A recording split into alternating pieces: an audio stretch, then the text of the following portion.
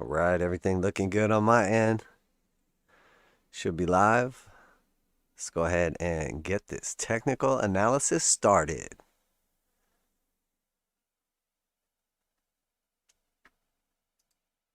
All right, welcome back to the channel, Crypto Trend Trader, with our Sunday evening market look ahead. It is 8 p.m. Eastern Standard Time on 12/12/2021. Before we get started, I'd like to remind you this is not financial advice. I'm not your financial advisor. These markets are extremely volatile, so please do your own research and trade responsibly. All right, if you could just sound off in the comments and just let me know you guys are hearing me loud and clear. Everything does look good on my end, so I'm going to go ahead and get started. So obviously we got the title of the stream today, basically referring to the Fed's policies and what the central bankers have been doing and how it's all about to blow up in their face. So everything we have been basically talking about, discussing, contemplating, theorizing about for the last 2 years is all about to come to fruition this week. So the Federal Reserve has their meeting on the 14th and 15th. This is the well-awaited December meeting they've been talking about. They have obviously begun their taper. So they were doing November and December tapering of asset purchases, which means they're still buying mortgage-backed securities and treasuries. They're just buying less of them. So they were buying 120 billion. They have tapered 15 billion per month for November and December. So that's 30 billion less. So we could assume that they're going to be purchasing 90 billion per month. So if they were to just continue asset purchases of 90 billion per month with a reduction of 15 billion per month, we would assume in January they would buy 75 billion. We would assume that in February they would buy 60, March 45, April 30, and then May, June, and then they're done. And then at that point in time, that is the first switch, the first step of the quantitative easing, or whatever you want to call it, monetary slack coming out of the system. After which, theoretically, we would start to see our rate hikes, which the Federal Reserve has already discussed and specifically said that they're not going to hike rates while they're still buying assets, because they're basically pushing and pulling at the same time. So it makes sense that they would want to stop buying assets and then raise rates. And then at some point in time, you would think during the raising of the rates that they would theoretically start to reduce the size of their balance sheet, which is not only would they be buying assets, they would now not be buying them, and then they would be selling them on top of that. So it's the difference between the accelerator fully pushed down to the floor was 120 billion purchases per month. The accelerator completely released is 0 per month. So now you're just coasting. And then the selling of assets into the market is, basically them hitting the brakes. So we have 3 stages within asset purchases. And then on top of that, we have interest rates, which makes the money cheap or expensive, relative to inflation, theoretically. So we have a lot of moving parts going on here. So what we're expecting based on these new inflation numbers, the good jobs numbers, and keep in mind here, people talk about shadow stats. People talk about you can't believe this number, you can't believe that number. The Fed is lying. The numbers they're publishing are BS. Statistics can always be manipulated. They're always going to have them say what they want. There's all kinds of adjustments. Sometimes they're reporting year over year. Sometimes they're reporting month over month. There's a million different ways that they can do whatever they want with these statistics. We can identify some of them, but the fact of the matter is garbage data in, garbage data out. So if they're giving us bad data, we're going to get bad data out of it. All we can do is use that data to determine one thing or another, or use other better data, etc. But we have to just eliminate the fact that you can't quote unquote trust the data, or you can't trust the Fed or whatever, because then we're just walking around blindly in the dark. We have to use some sort of data. So if you want to use shadow stats data, that's fine. You can argue against a lot of the shadow stats stuff. You want to use Fed data, that's fine, whatever. The fact of the matter is the market, the people that matter, the market movers, the market makers, the actual people that really matter and determine the direction of the market are using the Federal Reserve data and using what the Fed does with rates and asset purchases and all that stuff. So that's what we use. Not because we just blindly believe everything they say, but because that's the data that matters. Okay, if you want to go out and find the truth and you want to dig deep and look at John Williams' shadow stats and you say, inflation's really at 18%, here's the proof, That's completely fine. And that's okay. You can do that. But that's irrelevant to what we're trying to do here. We're trying to determine what the market makers, what the market movers, what the actual markets are going to do so that we can position accordingly and we can be in front of the move before it happens so that we're not fueling the move once it's already going. We're waiting, and then all of a sudden, the train goes to leave. We're already on the train. We're not chasing after it, trying to get onto the train while everybody else trying to do the same thing. So that's why it's so key to understand these things ahead of time and use the correct data. And when I say correct, I mean the data that the important people are using, not the correct data as in, if they didn't change this, if they didn't change that, if they didn't do replacements, if blah, blah, blah, blah, blah. None of that matters. I mean, it's fun to talk with your friends about how, they replaced steak with ground beef and inflation is really at this percent because they adjusted how much you get for your cell phone. So the cell phone is more valuable than your cell phone was back in the day because now you have a computer inside of it and all. That's all fine and good. We can do that as much as we want and make for fun conversations, whatever. But that's all irrelevant to what we're doing right here. So all that aside, what are we expecting? And keep in mind, we have literally been right about every one of these things the entire time throughout this entire situation over the last couple of years. So let's just, really think about what's going on here and what's likely to happen. So they have already agreed they're going to do the taper for 2 months, November, December, 15 billion per month. So we know that that's about to be done with. Now they're meeting up to see, wait a minute, we might need to actually accelerate this level of taper because we're at quote unquote full employment. We're at highest level of inflation in 40 years. So what are we going to do now? That's the most important thing. So what are they going to do? Well, they're theoretically, or what it looks like they're going to do is accelerate the asset purchases. So let's just assume that they're going to go from 15 billion per month reduction in asset purchases. Let's say they're going to double that to 30 billion. So they're going to buy 20 billion less in mortgage-backed security or in treasuries and 10 billion less in mortgage-backed securities. So if we're down to basically from the 120, we're down to 90 now, and then they're going to reduce the purchases by 30 billion now per month. We could assume that January, February, March, 30 billion less is 60, 30 billion less is 30, and then March they will complete the asset purchases and go to zero. So basically the market will, the treasury and the mortgage-backed security market will be back to like neutral. The Fed will not be buying or selling at that point in time in those markets. So that'll put us in March. So then we have, basically our first rate hike coming either at the end of March, beginning of April, probably be like 25 basis points. And then if you look at the projections from the, Federal Reserve projections, basically, most of the Fed is pricing in 2 to 3 rate hikes, depending on how aggressive it gets. Now, it's still way too early to decide, is it going to be 3? Is it going to be 2? Is it going to be more?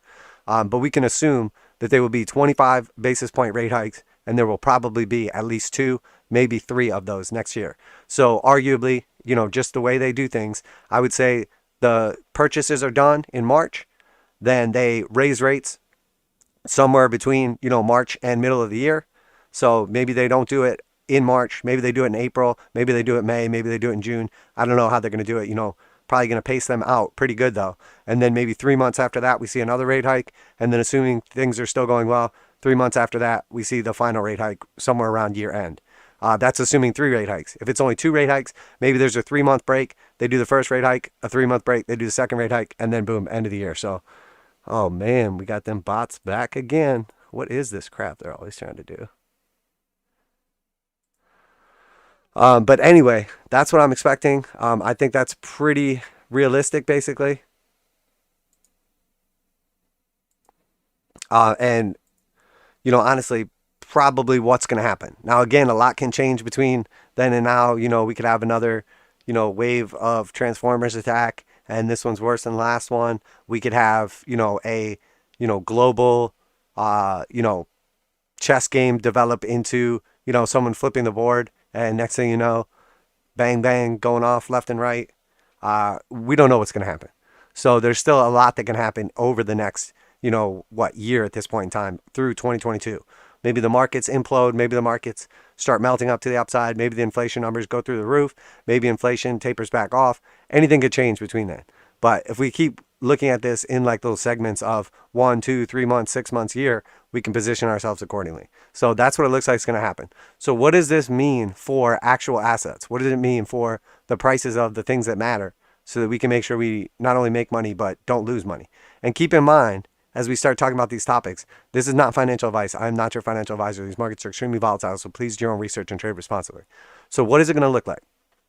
If the Fed stops buying mortgage-backed securities, if the Fed stops buying treasuries, which they buy like short-term, let's say 2 years. I mean, they buy a various mix, but let's say we're looking at like the 2-year.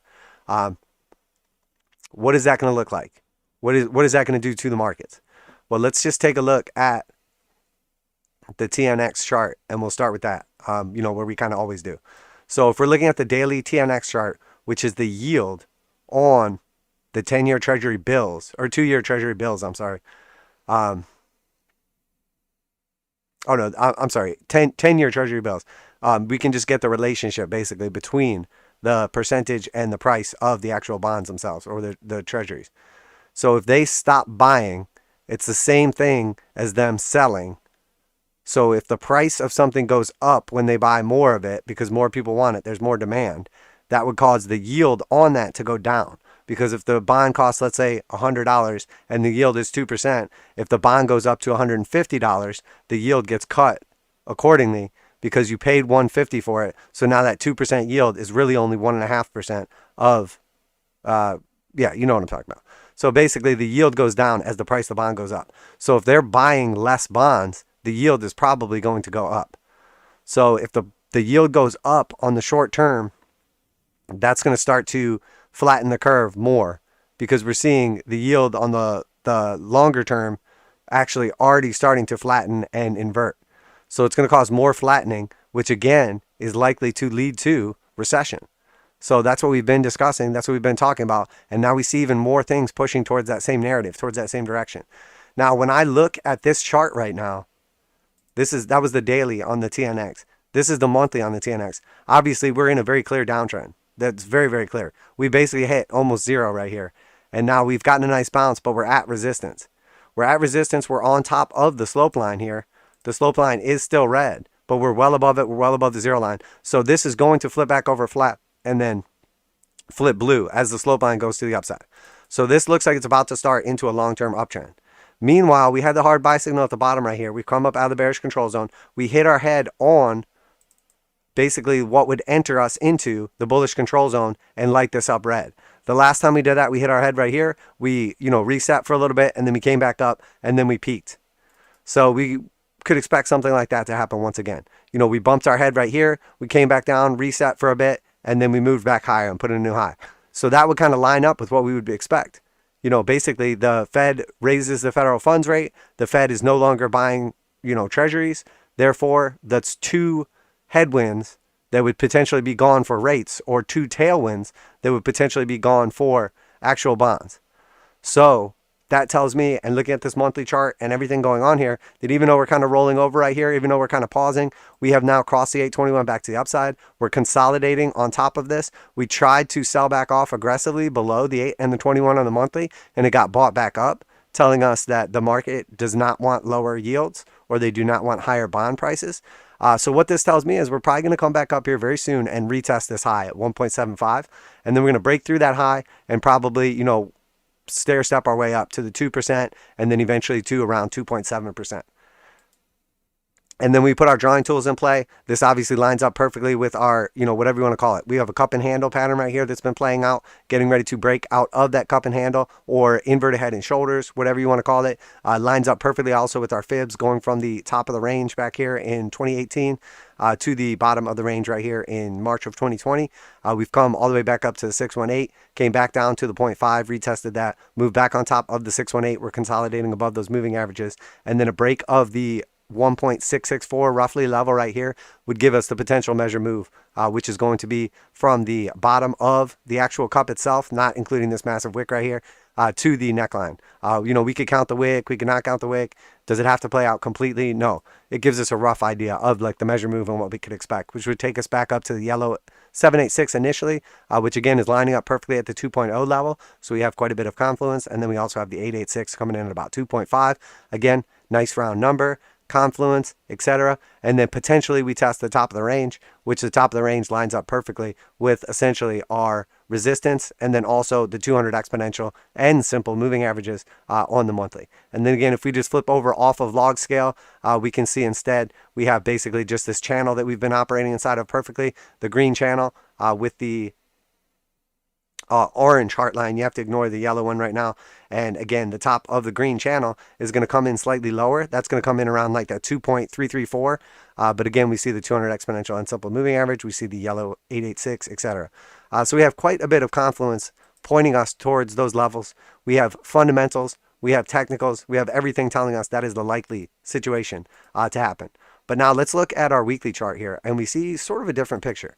When we look at the weekly chart right here, what happened? Well, we're in a very long downtrend. We tried to break above it. We failed. We basically flipped the 200 exponential back over blue. Couldn't flip the 200 simple back over blue. Sell down. Then the 200 simple starts to round off. We go into a short-term uptrend. And then basically around like November 2018, we start to capitulate down through these levels. And now very clearly in a downtrend again. We bounce off of, essentially zero rates, come all the way back up, and hit the 200 exponential, come back down, put in a higher low, come back up again, put in a lower high, hit the 200 exponential again. So now what we're paying attention to, what we really need to watch here is one of two things. If we break on this weekly time frame 1.22 to the downside, we can expect a sweep of the lows. Maybe not all the way down to the lows, but a heavy move to the downside, which would tell us that bond prices will be going up, obviously as the rates fall. If we see this come back up here and we take out this high right here, which is our cycle high at 1.74, which was basically from back in April, then we know that we're going to come up here slightly higher than that and probably test the 200 simple and then consolidate around this range before probably moving higher. So right now, this is telling us it could go either way. We're at resistance. We're seeing a hard sell signal. We're leaving the bullish control zone. We're seeing a rejection. We're flipping the slope line over red. So when I look at this on the weekly time frame, to me, the probability is we come down here, we take out this low, and then we actually go and retest one of these lows down here. Maybe not all the way. Maybe we only go down to like one, but it looks to me more likely than not. Here we came down to a 0.5. It looks to me more likely than not that we're coming back down to the 382. Am I sure about this? Does it have to happen? Can a lot of stuff change between then? Sure, it 100% could, but keep in mind, this has been our target the entire time with everything else going on, and we have not shifted our target. We're just, obviously moving it out so it's relevant where it's at. But that looks most likely to me. So what does that tell me? It tells me that short to mid term on a weekly chart that we're probably going to see bond prices rise. And what is a bond? Is a promise of future dollars. So I'm giving you my dollars now. You're going to pay me a coupon, an interest rate on those dollars while you borrow them. And then eventually at the end, once we reach maturity, I will have the interest rates that you pay me, the coupons off those bonds or treasuries, and then I will also get back my principal. So that tells me that the demand for dollars in the future is going to rise short to mid term, based on this. And the yield on those treasuries is going to fall. So when we're looking at this, we see the monthly chart tells us there's probably some short-term downside in yields or short-term upside in bonds. And then the medium weekly chart tells us the same thing, that we're probably going to be selling back off here, taking out this low. Everyone's going to get very bearish. We come back down here, we find support at this level, and then we're able to move back up. Does this have to happen? No. If we just consolidate here long enough and break through this, this cup and handle is going to look a lot more reliable. But we have to keep that in mind. So either one of these situations could play out, but it would not be unrealistic to think that we get like a short to mid-term, downside on this. We are on the daily still above the 200 exponential. We're basically consolidating at the 200 simple. So we're technically still bullish on this on the daily as well. So we could easily consolidate here for a little bit and then move to the upside, but we need to be well aware of the fact that the medium and long-term chart are telling us there is a legitimate possibility that we're going to see a short-term rally in bonds or a short-term, sell-off or reduction in rates in comparison to those. And we look at the TLT, this our 30-year, we basically finally did exactly what we were saying forever. Remember, we put this right shoulder in place months and months and months ago before this ever even happened, before this move ever even happened. We put our right shoulder in place. And where was that right shoulder at? It was the 0.5. And we made it up here. We gapped up. We never made it to the 0.5. And what I say the entire time was I expected the bots and algos to just consolidate for a little while and then eventually the market makers to push the price back up and tag our target. So now if we just extrapolate this target out and we just move that slightly further over, we can see what just happened. We finally got that move. We finally got the completion of the right shoulder up to the 0.5 level. So again, what we just looked at is possible we see these bonds rally back up and maybe they go to the 618, maybe they go higher. They invalidate this, potential head and shoulders altogether. Sure, it's 100% a possibility, but we finally tagged that 0.5 level. So now that the bots and algos have basically hit their target, hit their completion, now we have to pay attention to, is that it? And now the pressure to the upside is going to be done. And now they're just, flipping back to the downside. Or does that mean we're going to see continuation? Again, no matter how much we know about these markets, no matter how much we do fundamental and technical analysis, the markets will do what the market's going to do. There's always a probability. This is a risk-reward probability game for us. So we don't speak in certainties as what's going to happen, but we look at these charts, we look at the fundamentals, the technicals, the headwinds, the tailwinds, and then we try to make educated guesses or decisions based on those, and then position ourselves accordingly with a well-defined risk and reward in place. So what does that tell us now? Again, now that we hit the 0.5, we previously just bounced off of the 236. Well, let's look at our fibs in either direction. The 618 is also the top of the channel that we've been operating inside of in blue here. So that seems like the likely target if we move back to the upside, blow through the 0.5, hit the 618. That's our short-term rally in, basically the future promise of dollars, etc. Or we come back down, retest the 236. If the 236 doesn't hold, or even a retest of the 236, going to look very likely that we're actually going to come back down and retest, the bottom of the range, the heart line, etc. And then, maybe this head and shoulders does play out. But we really have to watch and see what's happening. We see here on short term, though, this is starting to roll over. So even while on the daily, we're above the 200 exponential and simple, and we have flipped the slope lines over blue on both those, confirming that we're getting ready to start into an uptrend on the 20-year treasury bonds, that could easily reverse and this level could fail and we could roll back over. But what we're seeing is the long-term bond, the 30-year bond, on a short-term time frame is telling us that there's bullish potential here. But now when we flip over to the weekly, let's see what the weekly says. We got a powerful move back up here, and then we basically gave back the entire move over last week. So what happens this week in these markets is going to be crucial because we're unable to hold that 0.5 level or above the 382 level. So this starts looking like a rejection to me on the weekly.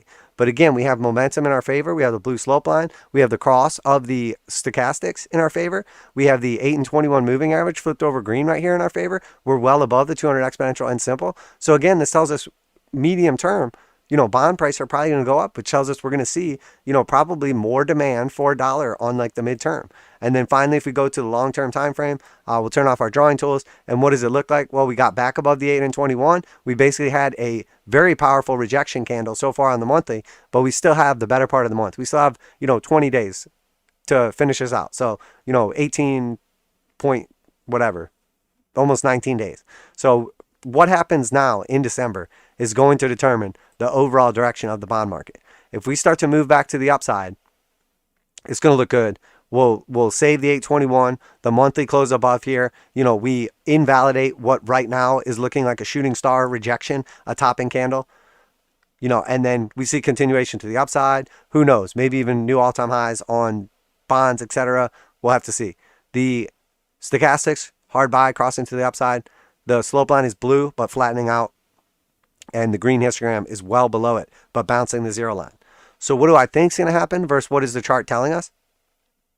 I think that we're going to see this rejection play out, close back below here, and then we're going to see continuation back to the downside, and the head and shoulders pattern basically is going to play out. We're going to come back down and sweep, the lows of like 135. That's what I think is going to happen. But what are the technicals telling us is we're at an inflection point. We're at a decision point. We're at the area where the bond market is about to make up its mind. Are we going up or are we going down from here? But the reason that I have a bias towards the downside, even though technically we're still on top of the 8 and 21, we're technically still well above the 200 exponential and simple, etc., is, everything we talked about already on the fundamental side. The Fed, raising rates, the Fed easing purchases, the flattening of the yield curve, etc. So that tells me that we're likely to see some sort of move over the next couple days, couple weeks, maybe even couple months, some kind of push to the upside here. But the way this closes at the end of the month is going to tell us something for sure. And if my theory, my hypothesis is correct, what I think will happen, what is this candle going to look like? I think we're going to get rejected here and close slightly below the 8 and 21, somewhere around $148 at the end of the month. I think after that close, we're going to see in January, February, maybe March, we're going to see a pushback up here in bond prices. And I think we're going to see a rejection that rolls back over and then comes back down and retests the 135. Does that have to happen? No. Will I, come back on here and still do technical and fundamental analysis even if I'm wrong? 100%. And the best part about me is I admit when I'm wrong about things. I don't just like stick to my guns for 10 years and say, I'll be right one day. I'm sure of it. So that's what I'm looking at. That's why this is so important. I wanted to do kind of a deep dive in this because it's so, so important right now. And people are completely misunderstanding or misrepresenting the importance of these charts right now. So it's very, very important. We've talked about the yield curve inversion. Now everyone's talking about it. The yield curve flattening. That's fine. That just shows us once again that we were ahead of everybody else by, a few weeks, a month, a couple months, etc. And that's what I like to see. I like to see us positioned accordingly ahead of the rest of the market and then the market catching up to us and then starting to say the same things we're saying. And we'll talk about with Bitcoin, the same thing is happening with them. All of a sudden I'm seeing all these chartists, all these technical analysts, all these posts all over. Oh, look, it's Elliott wave, 5-wave structure, and now we're going into a correction, ABC. But you can tell they're just copying off someone that knows what they're talking about, but they don't know what they're talking about because they're not talking about an expanding flat, which is what's taking place right now. Because a normal Elliott wave correction, you don't have a 5-wave structure and then an A correction, a B that puts in a new high past the top of the 5, and then a C correction. That's not normal. That's not normally what happens. That's a very low probability. But we were calling for that before Bitcoin even put in its new all-time high at 69,000. So that tells me once again that we were ahead of the markets. We positioned ourselves accordingly. We traded accordingly. We invested accordingly. We took profits accordingly. And now the rest of the market is just now catching up to us. And that's great. That's exactly what we want, because those same people that are now calling for 20,000, 14,000, 7,000, whatever, those same people that were permabills were saying, my bags are packed, ready for the moon. Everybody get on board. We're all going to be rich together. And that was at 69,000 when we were literally dumping on their faces. So that's why this is so important. Once again, we're seeing all these things lining up perfectly and everything we've been expecting happening, and now everybody getting on train, on the train with it while we're already waiting, sitting in the best seat. We've got our own little private cab and they're chasing it down as it leaves the station, fighting each other to get on board so they can capture that last little bit of gains or stop their losses, etc. So absolutely beautiful what we're seeing right now in these markets. Couldn't be happier with it. Once again, VIX, same exact situation on VIX, exactly what we're expecting. A breakout right here, a failed breakout rejection, and then come straight back to the heart line. Here we are again back at the heart line. What does this tell us? Well, if we break back to the upside here, we would expect weakness in stocks. If we break back to the downside here, we would basically expect stocks to just start shooting back up to new all-time highs. And then again, this come down eventually to new lows. We based out at this same level right here, a couple times now at like that 15 level. But the most important level to watch is still right around 20. As long as we're right around 20, we're basically just in the middle of the range. When we're at the top of the range, especially outside of our descending channel, we want to basically be out of stocks. When we're back down here at the bottom of the range, we want to be inside of stocks because as the volatility decreases, we typically see upwards movements. As the volatility rises, it tells us there's probably like aggressive selling or, uncertainty, whatever in the market. So, that's what we're paying attention to. Let's look at oil now. I noticed something on oil today, or maybe yesterday, that I hadn't actually noticed yet. And, obviously nobody else is talking about. Let's take a look at that. So we've talked about the divergence taking place on the daily, but we're going to focus on the weekly right now. This is the most important thing to me right now. So there, we just unlock that. There we go. Okay, so we have basically been paying attention to these 3 points right here for the triple bearish divergence. We put in a high, put in a higher high, put in a third higher high. We expected a sell-off, okay? So we had here a high, we have a lower high, we have another lower high, we have a high here, we have another lower high, we have another lower high here. So we have triple bearish divergence on both our indicator oscillators in relation to price action, telling us we're likely to get a sell-off and then continuation to the downside. We hit our target, which was the initial orange target right here of 66.83, but we're still expecting to hit the red and blue cross right here at roughly $60. So right now we broke down below the 8 and 21. More aggressively than the previous sell-off, but we're still underneath those. And look what's about to happen here on the weekly. We're basically, this week is going to determine if we do not close back above 70, let's say $74, 73, 75. If we don't close back above those this week, we're going to get the 821 cross to the downside, and we're going to see the beginning of something like this, which was the first sell-off, you know, essentially since what, November of 2020. So that's a big deal. You know, obviously the 821 crossing to the downside on the weekly with triple bearish divergence is going to give us what? The retest of these three key levels. And what does that line up perfectly with? Like we were discussing, you know, the confluence is just through the roof on these charts right now, making our life so easy. We have the 200 exponential and simple moving up just the two blue lines here to those same levels. So what's about to happen here is, if we zoom in right here, we're literally about to have a key resistance that turns support, a key, you know, blue support right here, and then 200 exponential and simple all coincide, all reach the exact same level as we expect price action to potentially roll back over and hit. So it looks like this green box is literally going to get hit. I don't like to do, you know, time analysis, etc. I prefer to just do technicals because you never know how long something's going to happen. But that looks like a very likely target, right around like that 60 level, you know, sometime in the next, you know, month, basically, like sometime into like, you know, mid-January, somewhere around then. So I'm paying close attention to that. But I have on my other chart actually noticed something, you know, that I hadn't previously noticed. Obviously, no one else noticed it because they are always behind us. But let's take a look at this. So this was obviously our, and again, you know, please bear with me on how busy this chart is. This is a resistance, obviously, that we're paying attention to for the triple bearish divergence. So, and I'm just copying off of my other computer right now. But just, I try to keep the charts a little more simple for on the channel, a little less like stuff because some people watch these on their phone, etc. But I have some like pretty detailed charts on my other computer, which is what I use for my, you know, whatever else I do. So so here we have that clear resistance in red right here, and that coincided with our three tops, hard sells, bearish, bullish control zone, and triple bearish divergence.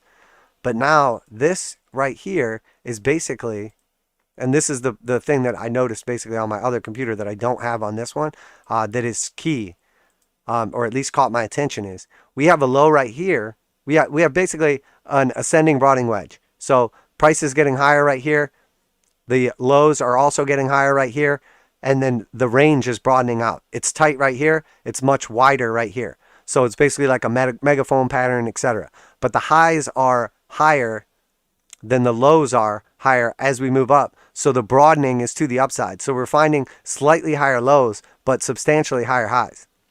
But if we pay attention here to what's happening at that green support here, now if we look at our low right here, and then we look at our higher low right here, and then we look at our third higher low right here, depending on what indicator or oscillator you're looking at, we're actually seeing something else extremely important happening as well.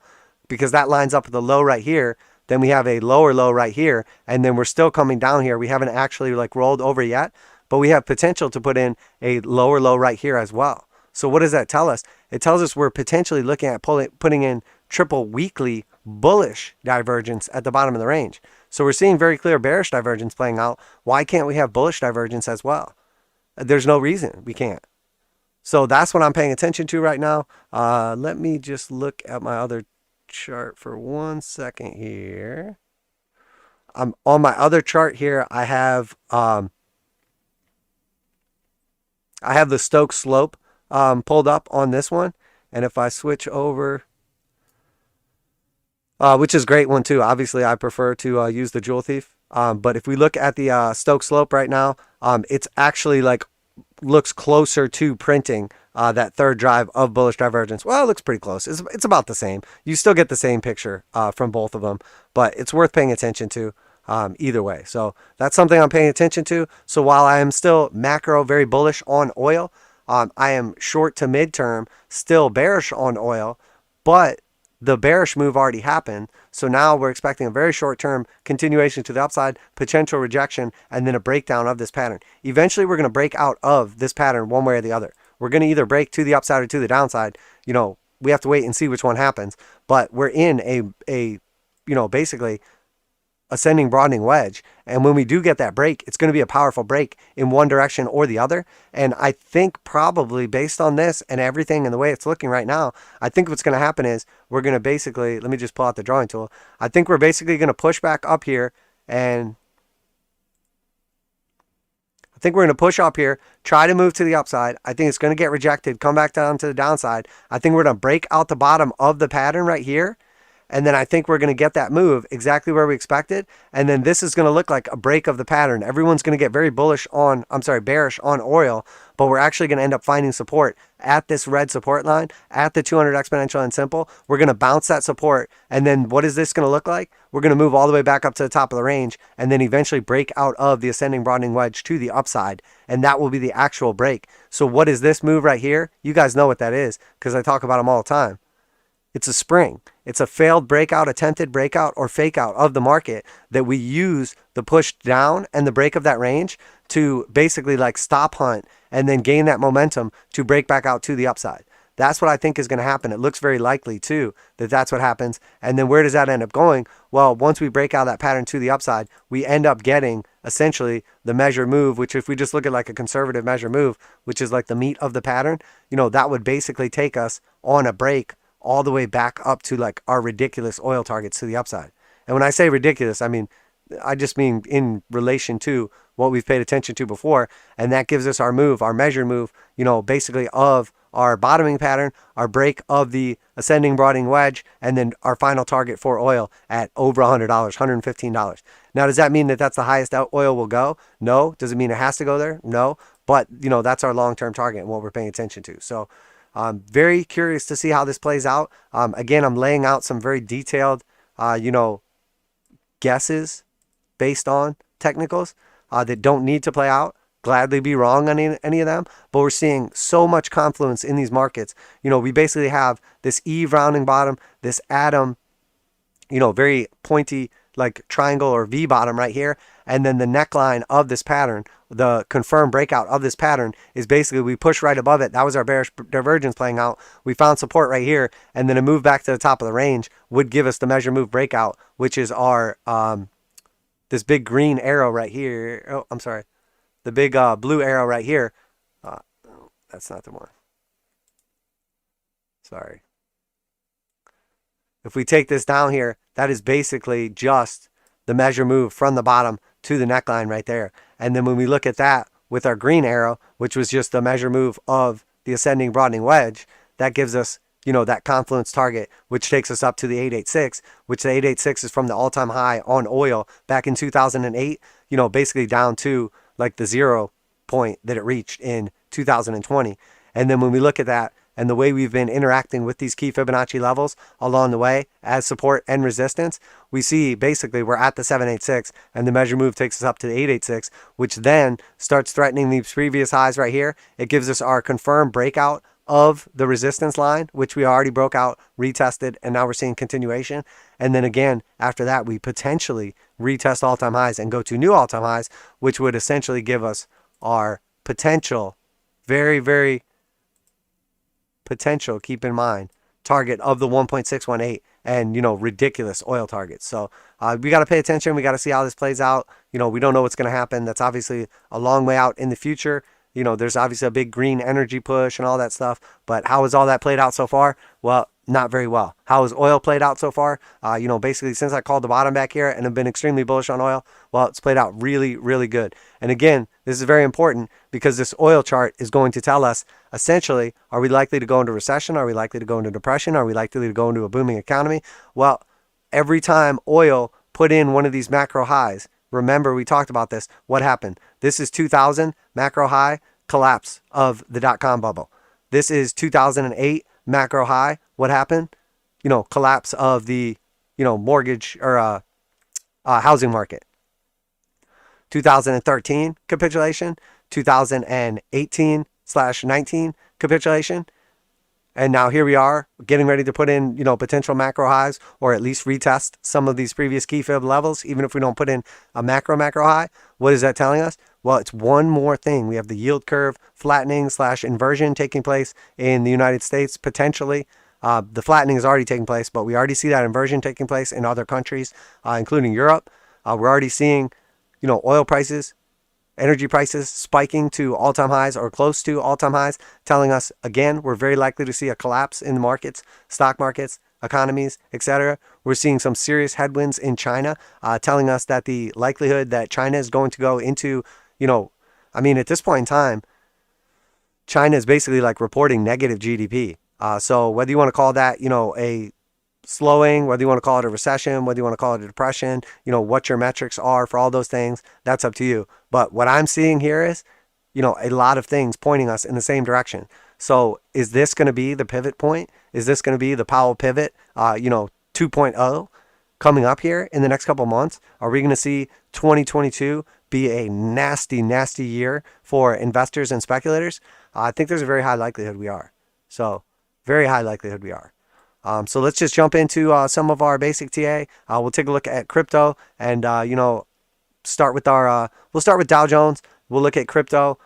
We did a pretty big deep dive into, cannabis and uranium and all that stuff. So I think we're going to skip those this time and we're going to take a look at the tech stocks instead. So just starting with the Dow Jones, we obviously hit our support line, bottomed out, coming back up here to retest the highs. This still looks good right now, but we have to be careful that this doesn't roll back over. But overall, still looks good. S&P, about the same, basically retesting all-time highs, closing at previous all-time highs. Again, looks very good, hard buy. Potentially we get rejected here, but still looks okay. I'm very cautious here of like a double top.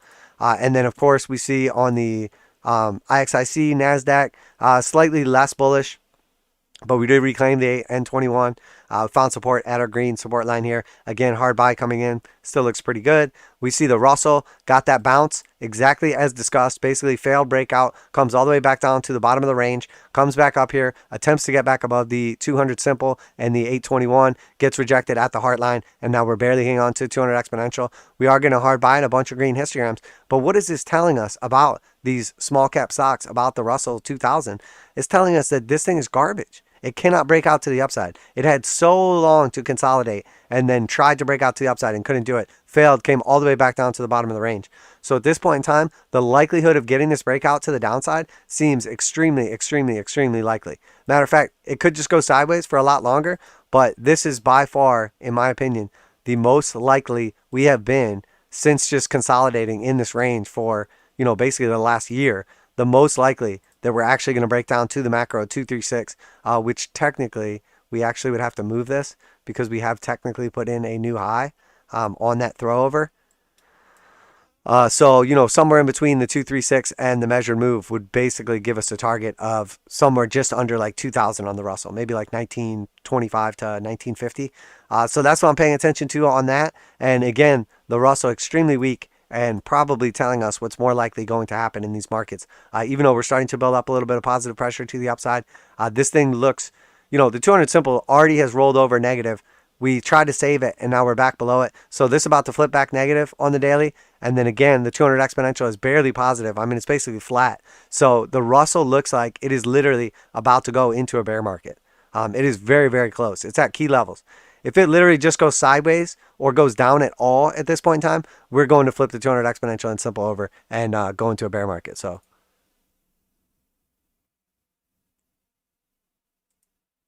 and you're getting reported. Thank you, bot. No, thank you. Okay, so let's keep going. So obviously Russell looks like trash. We have seen on the weekly bearish divergence on the Dow Jones, on the S&P, on the NASDAQ. All bearish divergence on all of those. So let's look at XLE, energy sector. Obviously had the measure move from the inverted head and shoulders, played out perfectly, came all the way back up, retested the 236 for the previous all-time high, going back to, what was it, 2014? No.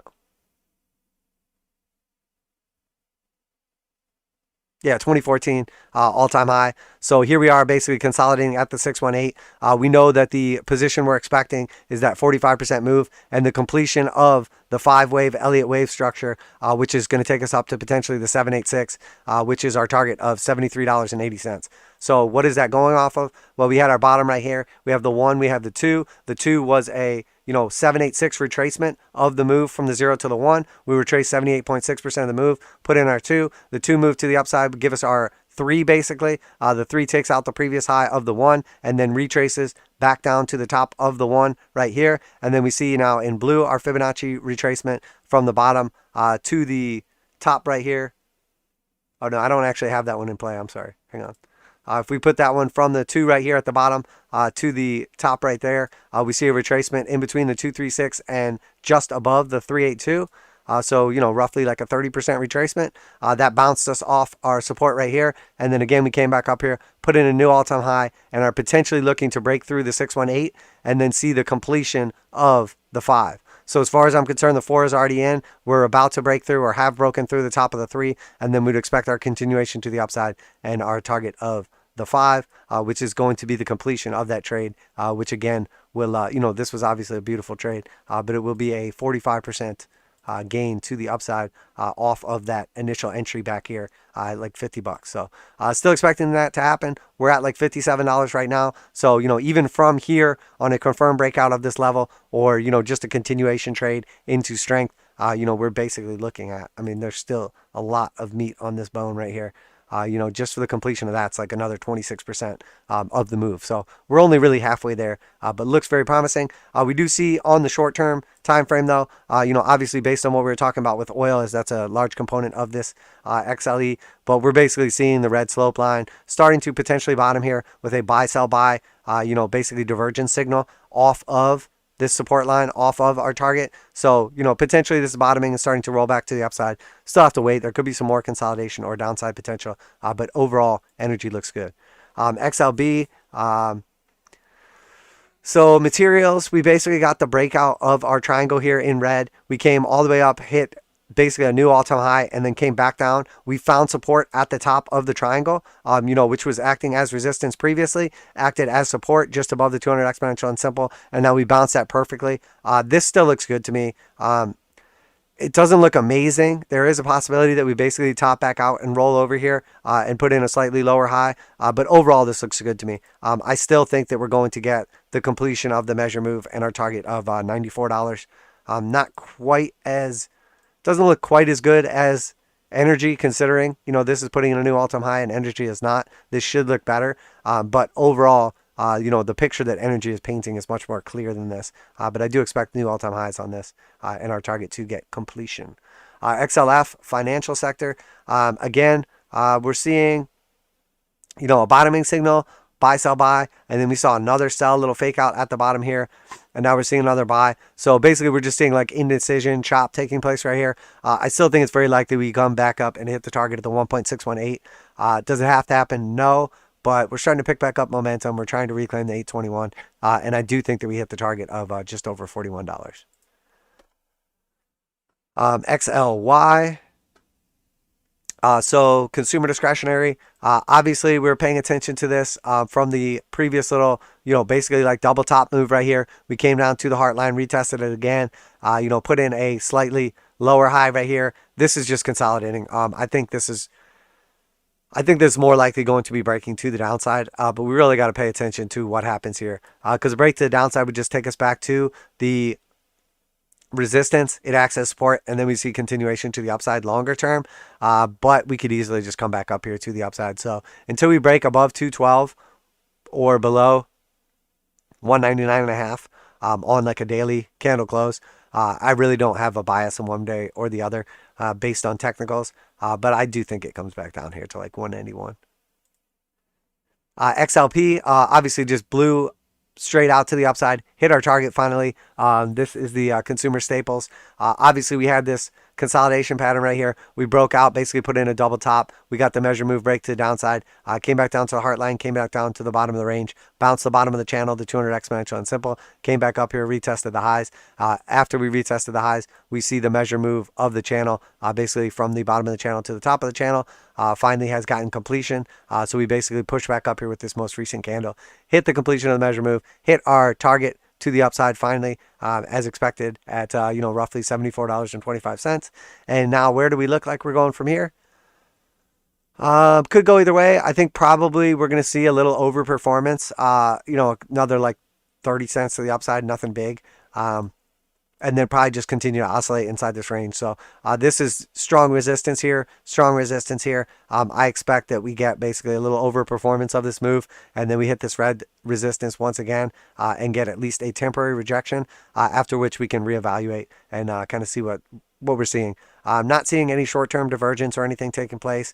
Overall, still looks good, But again, not really like a tradable range at this point in time. But it does look like it has a little more upside. XLV, so healthcare, basically been operating inside of this little triangle. Have to give this, even over it's technically a neutral pattern, as we're putting in lower highs and higher lows. It is at the end of basically a move to the upside. So we give it a bias to the upside based on continuation after the break of this pattern. Technically have closed above it right here on the daily. So a little consolidation right here. And our next target is at 135.38, the yellow resistance right here. After which the high at 136.92, 137, somewhere around there. If we get a daily close above that, we would expect, basically completion of the measure move to the upside. Which again, if we just pick like the meat of the pattern, basically from the bottom of the pattern to the top of the pattern, you could arguably, put it somewhere in between this past move and just make it a little bit less. You could do the flagpole of the entire pattern. There's lots of different ways you can do a measure move. They're by far the least reliable way to calculate a move to the up or downside. But assuming that we do get this break, consolidation, and start to test these yellow resistances, we would expect this measure move to take us up to $143. So our target to the upside is 143 for healthcare. What does that line up with like fundamentally or technically?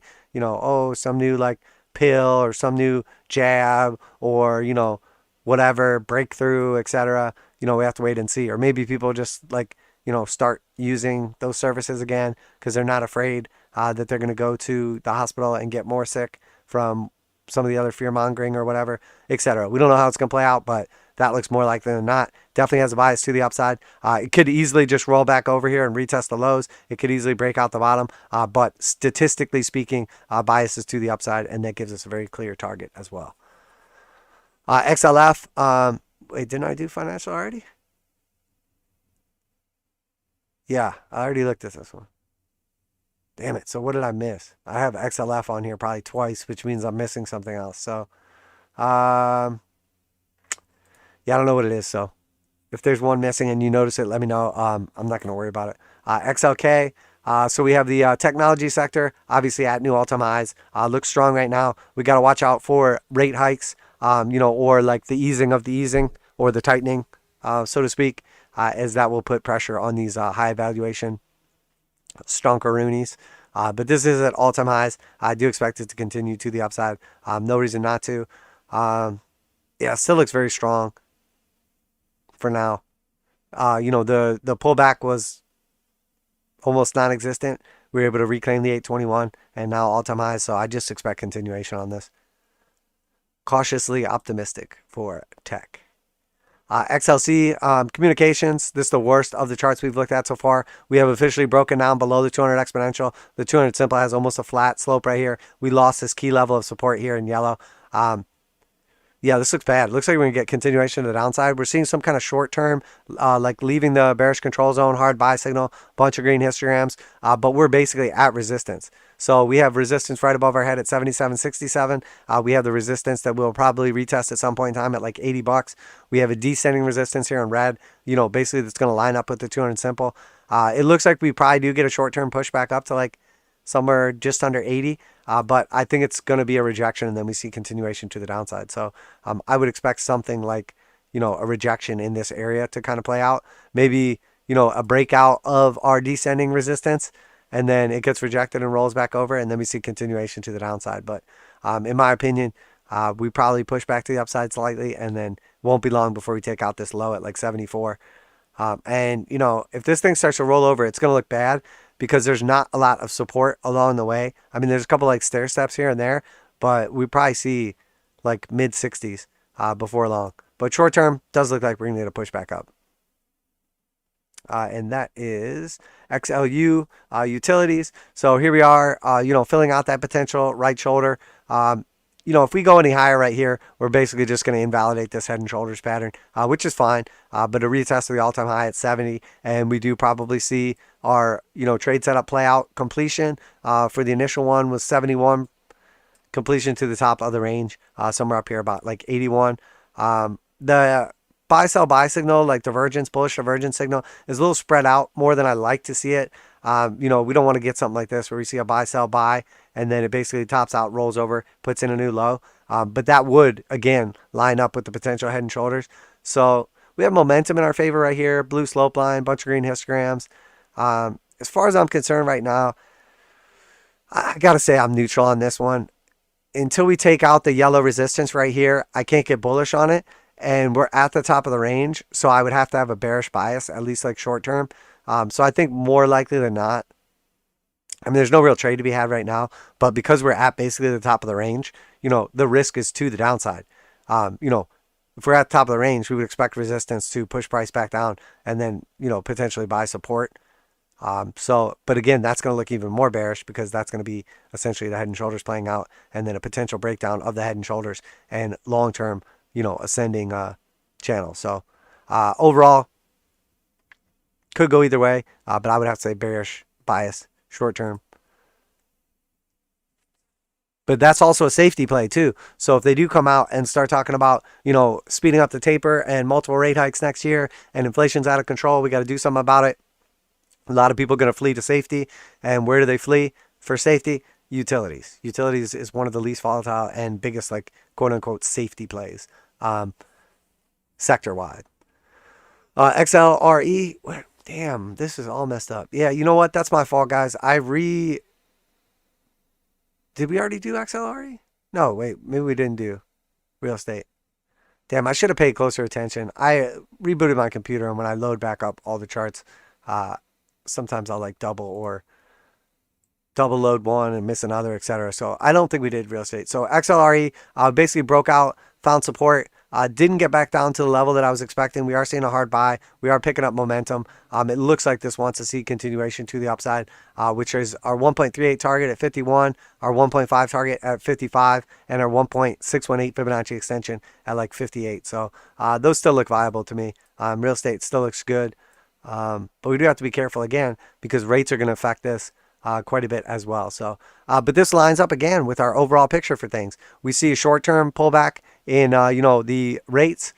We see this move back to the upside. We see this top out as, you know, bonds top out and then rates start to rise. And then we go into basically, you know, yield curve inversion, go into a potential, you know, bear market in stonkaroonies, in real estate, and essentially get like, you know, recession / depression as the Fed makes the biggest F up ever because they kept monetary policy too loose for too long. And then they're going to be tightening into a slowing economy, which is clearly happening right now. And then on top of that, we have seasonal headwinds as well because we're coming into like the end of the year, which January, February is the slowest months of the year for the economy, you know, coming off of the holiday season and everything. So we have basically slowing economy, fundamentally and technically. We have seasonal headwinds as we slow this time of year anyway. And then we have also the Fed is going to be pushing down on, you know, the economy as well because inflation's out of control and they waited way too long to do anything about it because Powell was just trying to get reelected for whatever reason. So essentially we're looking at like a triple threat factor that's basically going to push us into recession or depression while we're seeing a bunch of other things telling us the same thing. Does it have to happen? No. But we've been talking about this inflation due to supply constraints and shutting down the economy and, you know, policy mistakes. And now here we're seeing all the inflation. And now here we see exactly what's happening. The Fed is turning around and saying, actually, we were wrong about the inflation. It's not going to go away. And then what's going to happen is they're going to start tightening. The inflation's going to go away on its own. They're going to say, oh, it worked. But realistically, we're not going to see the effects of what the Fed is doing until 1 or 2 years out in the actual economy. You know, but obviously the stock market is forward looking. So then they're going to be like, oh, we were right. And then all of a sudden, next thing you know, we go into like recession or depression. Man, these bots are coming like crazy.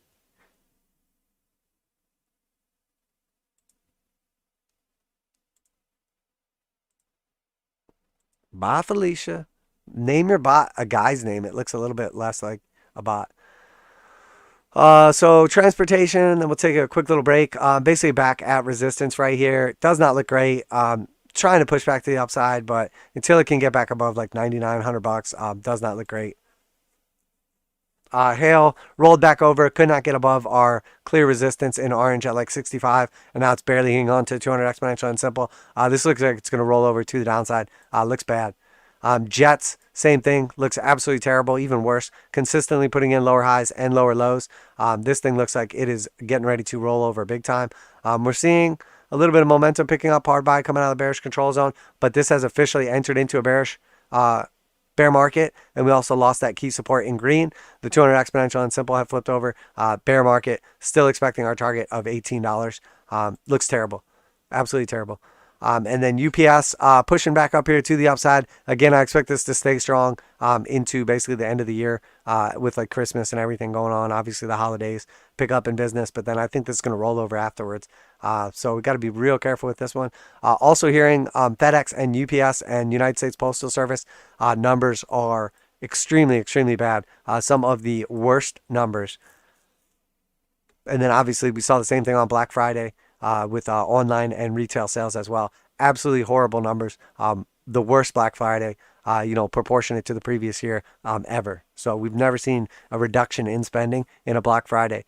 And we've seen the first one this year. So, and then finally, before we take our break, FedEx, very clearly in a bear market, 200 exponential and simple rolling over to the downside. We already hit the initial measure move. It's possible we get the pushback up to the 200 simple and the completion of that 20% upside move at like 269, roughly 270. But this looks terrible. I think more likely than not, we'll be down here at 180 sometime in like January, February, March. But again, very clearly in a bear market. And every other time we've been playing in this ascending broadening wedge, we've done the same thing. Touch the top of the wedge, go into a bear market, touch the bottom of the wedge. Touch the top of the wedge, go into a bear market, touch the bottom of the wedge. Bull market again, touch the top of the wedge, go into a bear market, bottom of the wedge. So my target on FedEx, a new low based on closes like 107, but my initial target would be the heart line at like 182. This thing's going to get absolutely crushed. I don't know what's going to happen with this. Amazon's probably going to end up buying it or something like that, but it looks terrible. It looks absolutely horrible. So yeah, let's take a quick little break. I'm going to grab a drink, and then we will jump back into it. So I'm not going to be long. Don't be long as well, and we'll get it rolling.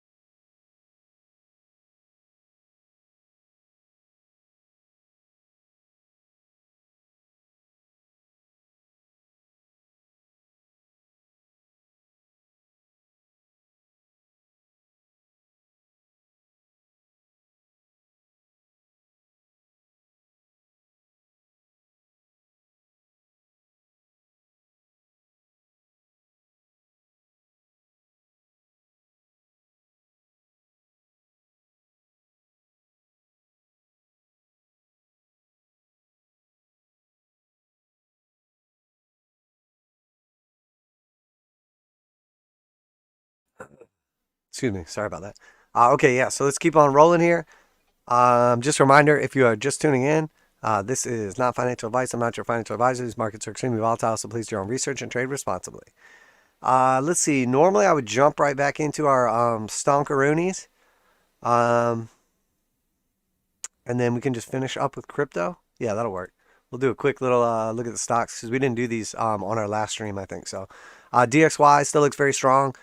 Basically just consolidating. Still above the 21, but below the 8. We're basically seeing a bunch of red histograms. We have flipped the red slope line over. We had the hard sell signal at the top, left the bullish control zone. This looks like a bullish reset to me. We're basically going sideways while the indicator oscillators trend down. That's literally the definition of a bullish reset. So we're cooling off the jet. We are refueling in mid-flight, and we're getting ready to continue higher, well above 200 exponential on simple. And we see, obviously, this making an aggressive move. We're basically just hitting one target after the rest. We also have a very clear resistance line here in red, which we have broken above, found support on multiple times. I expect continuation here, and then a push back up. And then we see once again, without getting too crazy, we have our red support line right here at 95, the horizontal support. And then, next potential target to the upside is like 199.41. Looks strong still. Excuse me. Weekly has done exactly what we've been discussing as well. We have flipped the 200 simple and 200 exponential back to the upside. We are above the 8. We're above the 21. Both those have positive slope. We're in the bullish control zone, and we have all green histograms and a blue slope. Everything on the weekly is extremely, extremely bullish for the dollar in relation to other currencies. So the dollar looks very, very, very strong right now. Very strong right now. So for everybody out there that's saying, the DXY is garbage, it's trash. Sure, it's the best trash. It's the strongest weak person, but it's still the strongest. Once again, DXY on the monthly, we see for the first time literally in existence of this chart going back to the 1980s. We see that we are officially above the 200 exponential. It has a positive slope to the upside. We're above the 200 simple. It has a positive slope to the upside. And we are, people are saying, no, the dollar's going to bust down here. The DXY, it'll be down. I mean, I heard people saying this will be in the 60s soon and put in a new low. They were saying that. It'll be in the 60s soon.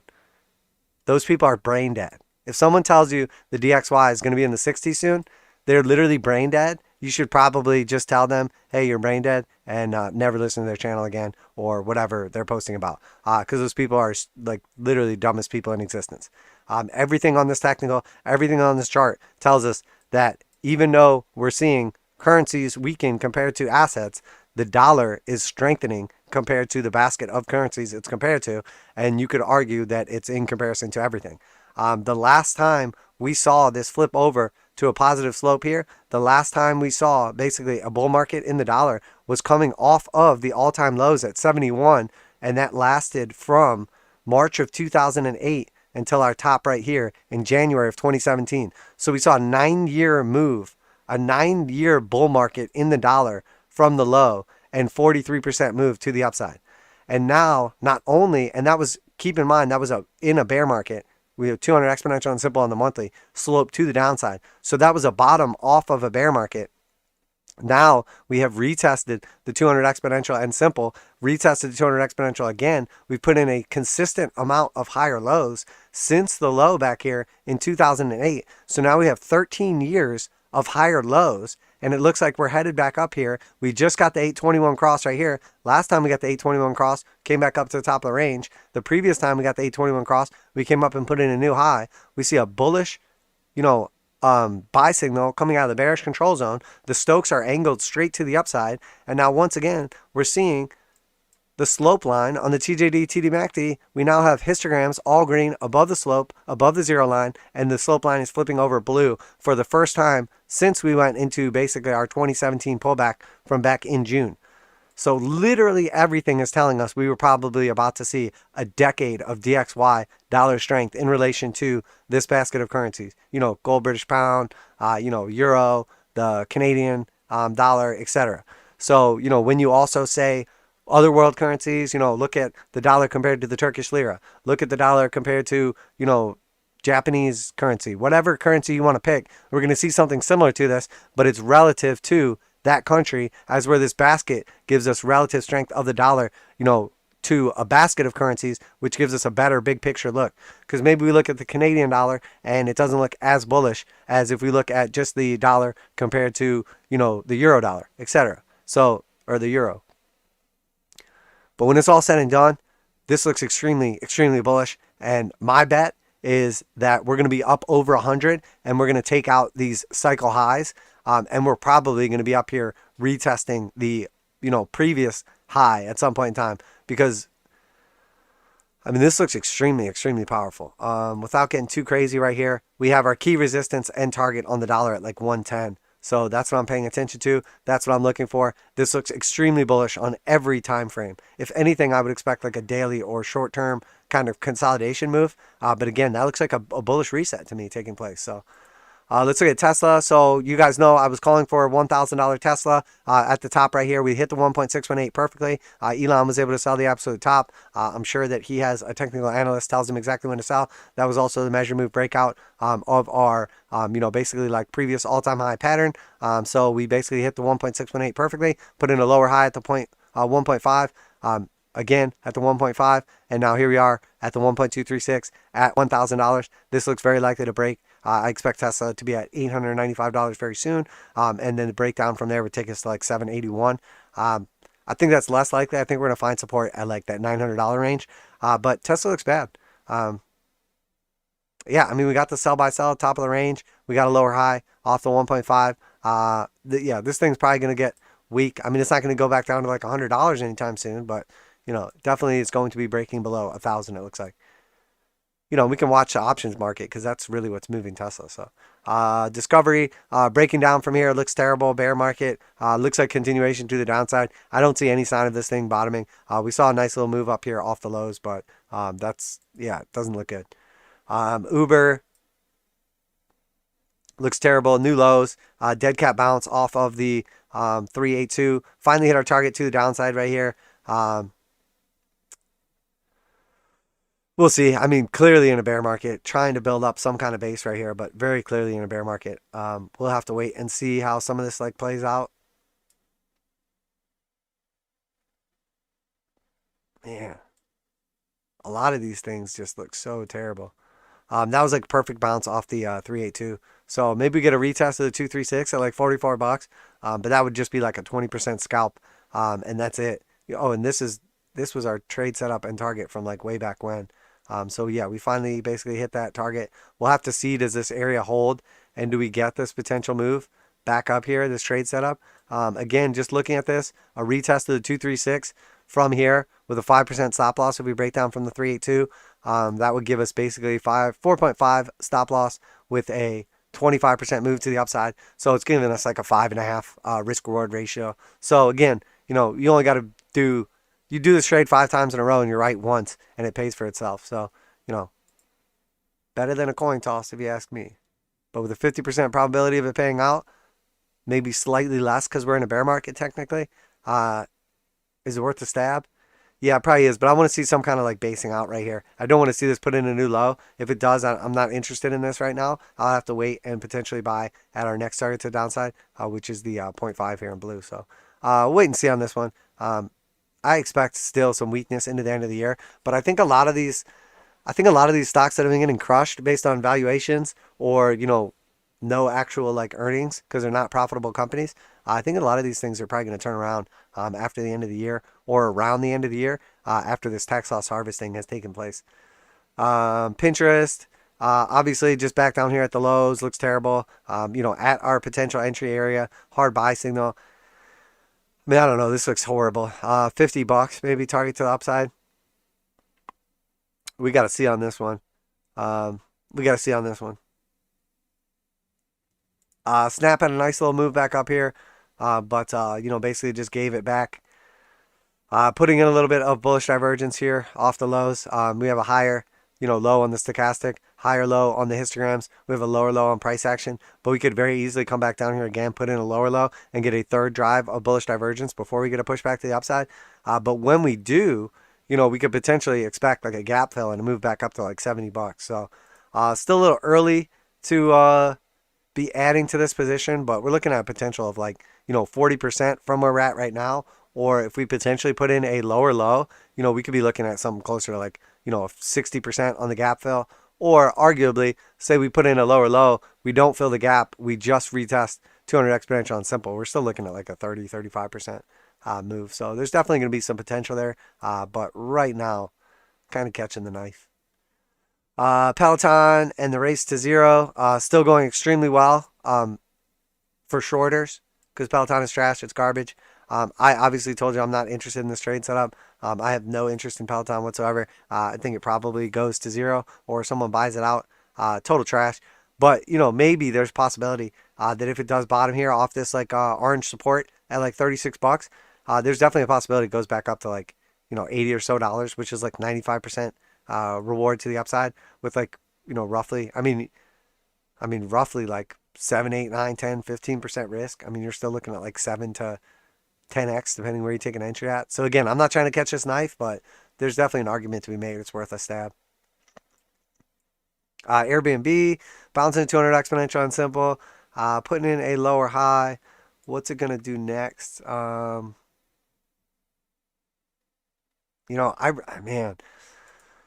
I think this is going to see some serious weakness. At this point in time, I'm looking at this as a high and then a low and then a lower high. We got to see when it comes back down here, does it put in a lower low or a higher low? But as far as I'm concerned right now, this thing's got a lot more headwinds than tailwinds. We did reclaim the 200 exponential and simple, 200 exponential slope back to the upside. So let's see what happens when we come back down here like 163. Does that area hold? And then can we put in a new high? After which I would get bullish, but I don't think it's looking great. Could go either way though. Zildo, the big Z, the Z, the zero, looks terrible. Didn't quite get to our entry at the 618 here. So maybe this pushback down, rejection off the 21 and the 0.5 gives us our target of the 618 at like 49.50. We'll get that entry. I'm looking to enter this somewhere under $50. Very clearly in a bear market and underperforming all its moves to the upside, which is expected. But we could expect something like if we hit our target with a 10% stop loss and a 75%, target back to the upside to fill the gap and tag the 382 and potentially 200 exponential and simple. We're talking about 75% move to the upside. We're talking about like 7.5 to 1 risk reward ratio. So we flip a coin. If we're right, we get $7.50. If we're wrong, we lose $1. I like my odds. Like my odds on that one. But we got to be patient. Let the market come to us. So Wish, obviously that was a failed trade setup. This thing got crushed. Did not even come close. I mean, couldn't even get back above any of these like resistance levels. So that is trash. We did hit our target at the 3.618 to the downside. So is it worth taking another stab at this one? I would rather buy into strength on this one. Maybe because I'm just a little jaded because I really thought it might bottom there. Maybe just because, I don't know. We'll have to wait and see. Is this going to be the low? I mean, 3.618. We saw a little bounce at the 2.618. And then I rejected it to 2.236. Here we are at the 3.618. I don't use the 3.236 for anything, but basically maybe we get a push back up. We really got to wait and see on this one. Again, we're still seeing bullish divergence on the daily play out with this thing just over and over again. Each one of these lows is higher than the previous one. Each one of these lows is lower than the previous one. So eventually this thing's going to get an explosion to the upside and probably take it back up to something crazy like $9 for this gap fill. But is it going to go back to $9 from $3? Is it going to go back to $9 from $2? Is somebody going to buy this out at $1 and it goes to $9? I don't know. But as far as I'm concerned, the risk reward on this thing is going to be phenomenal.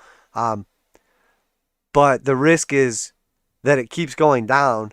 The reward is that it shoots up to the upside, and then there's a double risk because if you don't get in it because you're waiting for it to bottom and it just shoots up in a single candle, which is what a lot of these things have been doing, you miss out on basically like 300% move. So I do still have a very, very small position on Wish right now. Unfortunately, it is underwater. But again, small position. I think this thing eventually is going to pop back up to like $6 or $9.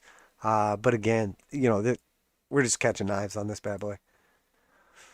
Bumble still looking pretty trashy. It's got a massive gap to the upside at like 47. It's got a massive gap to the downside at like 33. Starting to build some momentum. Hard buy signal. I mean, it's gonna be tough to get above that 39 mark. If it gets above 39, it probably does fill the gap at 47. So that's like a 20% move, which is nice. But more than likely, this is just gonna get rejected and roll over. Very clearly in a bear market, very clearly trash. And the CEO is also trash. So Baba looks terrible. Pretty much all of like these Chinese stocks look absolutely terrible. Hit the 618 retracement. So maybe that was the bottom. We got a pretty aggressive move off of that. But still just looks absolutely terrible, especially on longer time frames. You go to the monthly on this, it looks just atrocious. Baidu, terrible as well. Lots and lots of technical risk, lots and lots of geopolitical risk. Very clearly in a bear market. Not good. Not good. TME, absolutely terrible. Potentially even going to break down from this long descending support. Very clearly in the bear market. Just absolute trash. BZ had that crazy short squeeze right here. Do I think this thing's just going to start skyrocketing the upside? No, I think this was 100%, short squeeze. Basically was a, like 30-something% move to the upside. Hard buy signal, a couple green histograms, basically off of a new low. Yeah, I mean, I just really think this was just a short squeeze and it's done. JD, This thing has just been playing out perfectly. We got the exact move back to the upside. We got the exact move back to the downside. We broke down from the 200 exponential and simple, and now I would expect us eventually to, basically have this measured move play out. So I do expect JD down at like $64, somewhere around there. We'll see. Maybe it doesn't play out. Maybe I'll be wrong after calling the last two moves perfectly on this, but we'll have to wait and see. Neo breaking down from key support does not look good to me. Does not look good. We basically had this, wedge forming. The key support in green right here, the key resistance in red right here. We broke down from that support. We retested it as resistance. If we can reclaim this level, it's going to be okay. But this has officially entered into a bear market. We're below all the moving averages. We're at key support underneath it. So now it's acting as resistance. And if we do get the breakdown from this level, I eventually expect our target to get hit to the downside, which is going to be our fibs for this entire move to the upside here in yellow. So the initial target would be the 236 at 25.77. Then potentially the 382 at 14.26, maybe even as low as the 0.5 at like $9. And you're like, but that's not possible. Neil will never go back to $9, bro. You're crazy. Well, it was $1 not that long ago, and going bankrupt in October of 2019 before China nationalized it. And it also is forming a absolutely beautiful 5-wave Elliott wave structure. So we'll wait and see. Maybe I'll be wrong on this one, but very clearly in a bear market, breaking down from support, and probably going to be at that 236 real quick. So I would expect like 25.75 in the very near future. EDU, okay, so been going sideways in this thing for a while. Finally back in profit slightly. Our entry was like, what, 219 or something like that.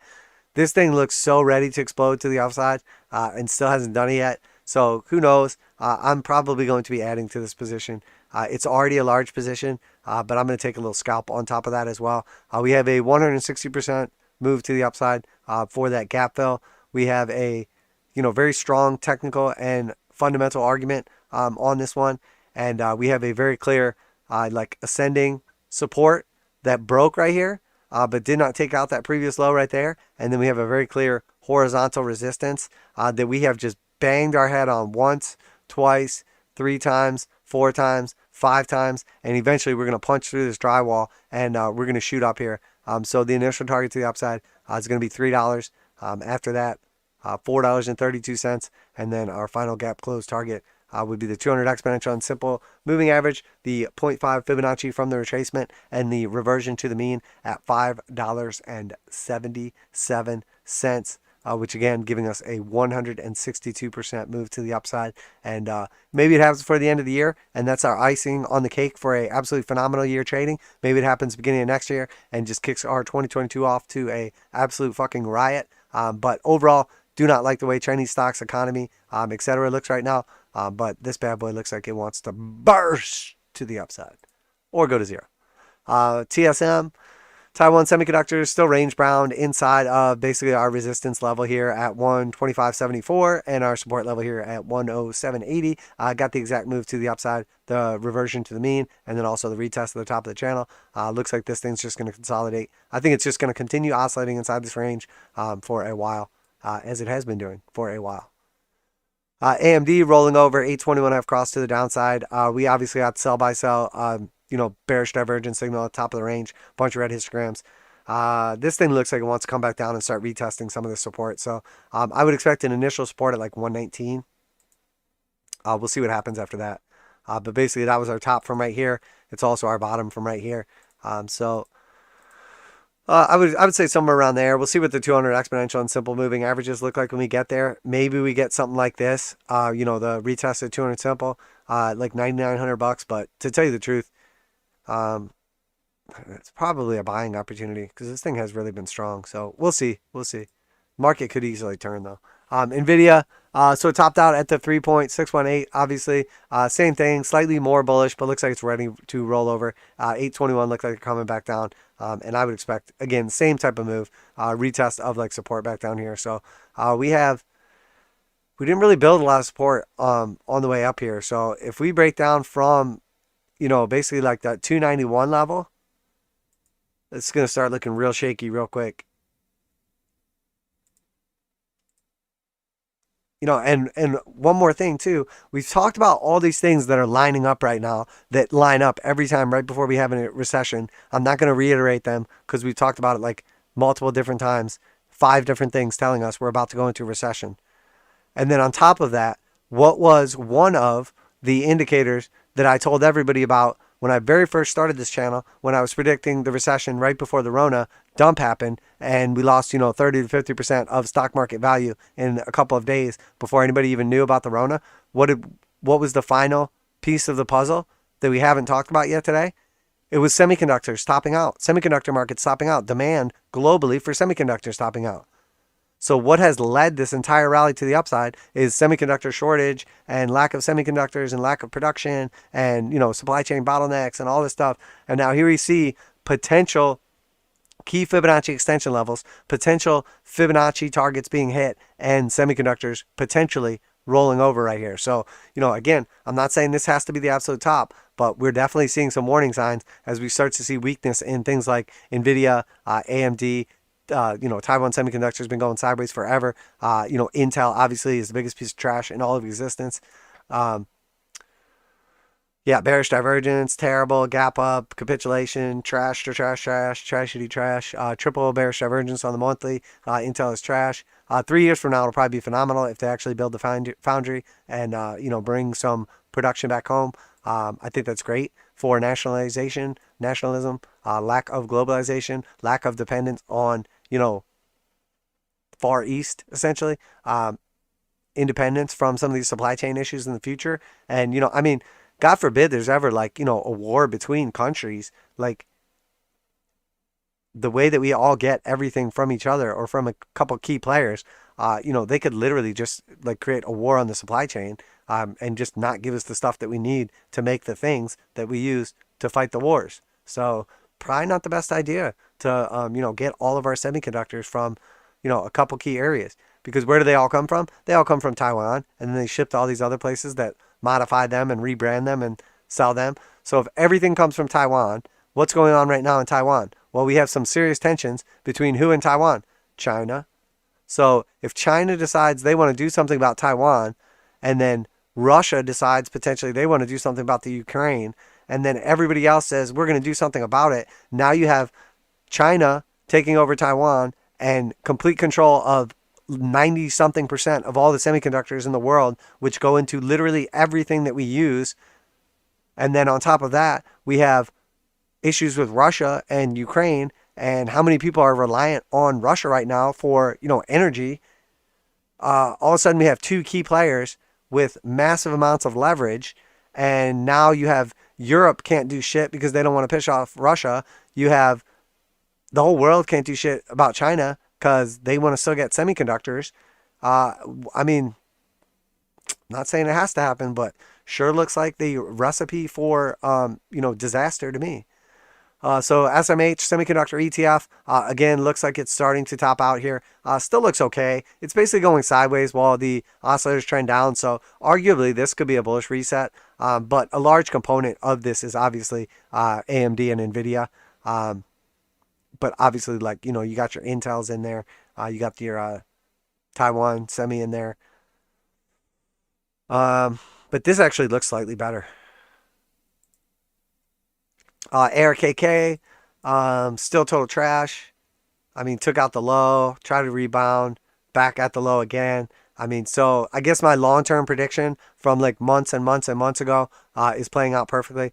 So we had basically our sell-off to the A, the completion to the B, and target to the upside underperform. And then looks like we're coming back down here for the C retracement, which is going to give us from the bottom of the move back here in March 2020, which was $32, to the top of the moon right here at $159.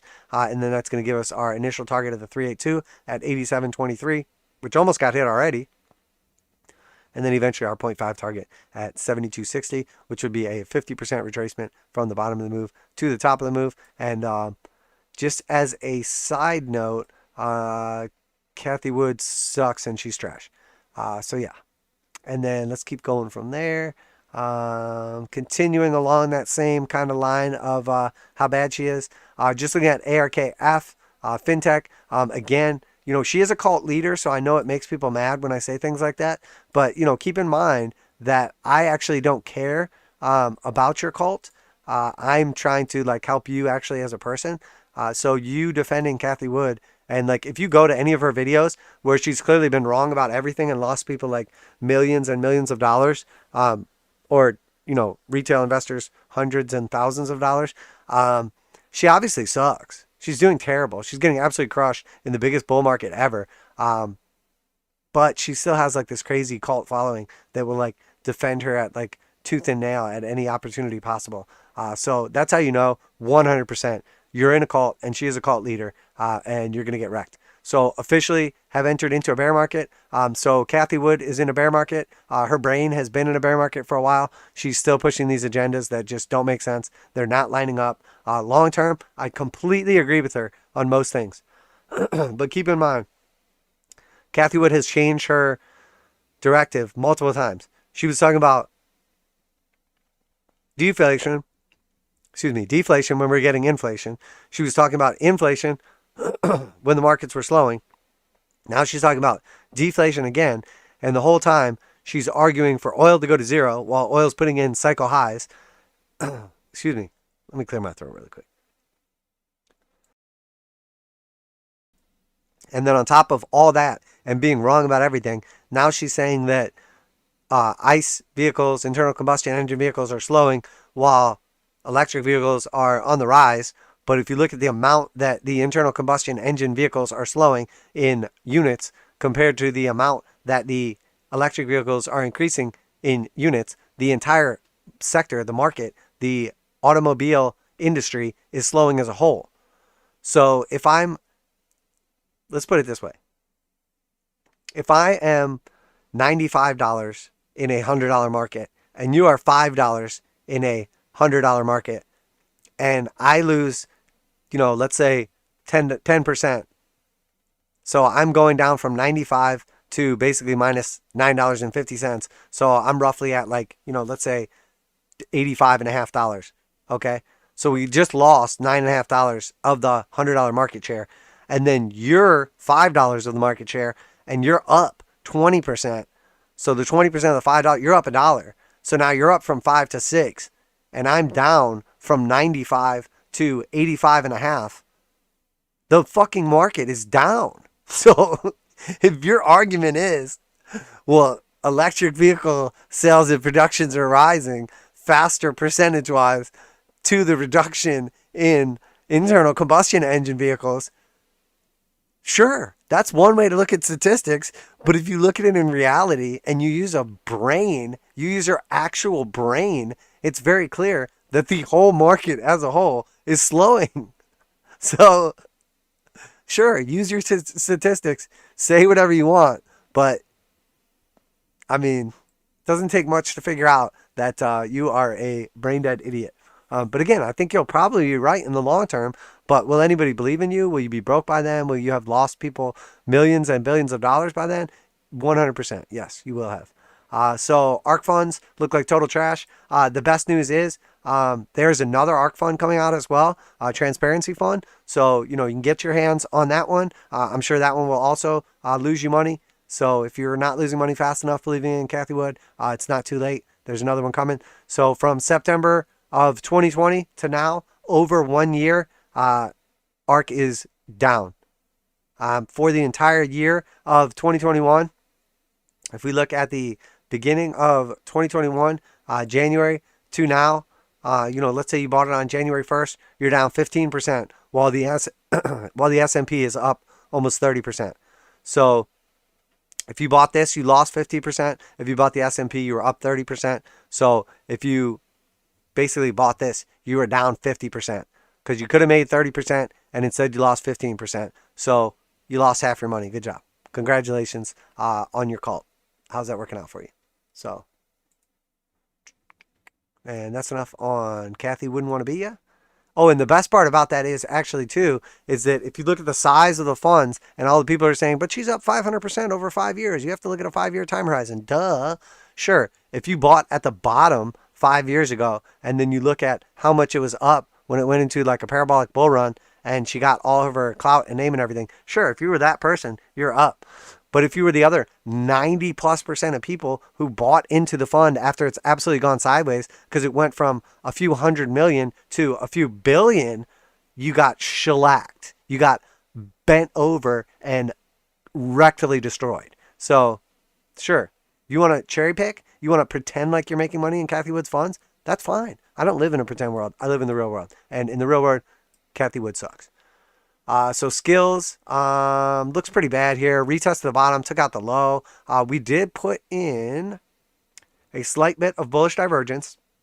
So we had a same low here, higher low here. And then if we actually go way back to here, we have a low, same low again. So we have 3 tests of that same low area and then a higher low. And then if we look at how that lines up with price action, and then also on the histogram as well for the TDMACD, we have a low, we have a higher low, we have a higher low, we have another higher low. So again, we're seeing like 3 or 4 drives of bullish divergence on this. Where does that take us? Maybe we get that reversion to the mean, which is like 1350, which is, a pretty respectable move from here based on a bunch of like triple bullish divergence, like 50% move. But again, I mean, this one's just, it's trying to catch a knife because this thing putting in all-time lows. I mean, everybody that's ever bought this is upside down unless you literally bought this little nub right here or this little nub right here before the gap up. So, this is a risky one for sure. But there's still a little bit of potential. I have a very small position in this that is slightly underwater. I can't remember what my entry was on this, honestly. I think it was that 850 mark. I don't know. It's irrelevant. We'll see what happens with this one. I'm keeping my eye on it, obviously. Teladoc, TDOC. Finally hit our target to the downside here. Slightly front ran that red resistance that we were hoping to see, which is basically the top from back here, the top from right here, and what we're expecting to act as support. But we hit our like little blue box area. There's definitely potential for like that retracement back to the upside, but we saw a little bounce. It kind of got rejected. So when we come back down here and swoop the lows again, we'll pay attention to it. But I'm really not interested in Teladoc. But there's definitely some potential there for a push back up to like maybe the 112 mark or something. I would rather get it at like 86 or something like that though. But a bunch of green histograms, hard buy. Looks like we're getting ready to exit the bearish control zone. This thing could definitely put in a nice little move up here. But again, I think most people are going to be looking to exit on that move. Most people are probably very underwater in this. 22%. So that's what I'd be looking to get out at if I was already in it or I was taking a scalp. I mean, I would never still be in it, but it is very much in a bear market. Palantir very much in a bear market as well. We see obviously 200 exponential and simple have rolled over to the downside. This thing looks like absolute trash. Absolute trash. If it takes out this level, it's just free fall. It's full on free fall. I mean, at this point in time, this thing looks like it is just ready to let go. It could not get above our red resistance right here. It broke down from our parabolic uptrend to a less parabolic uptrend, and now it has taken out the previous low, so now it's entering into a parabolic downtrend. So our initial target is like that 1650, but at that point in time, we'll have taken out this low right here, and then this is just going to look like a massive double top, and then honestly, there's no support on the way up. I mean, this period,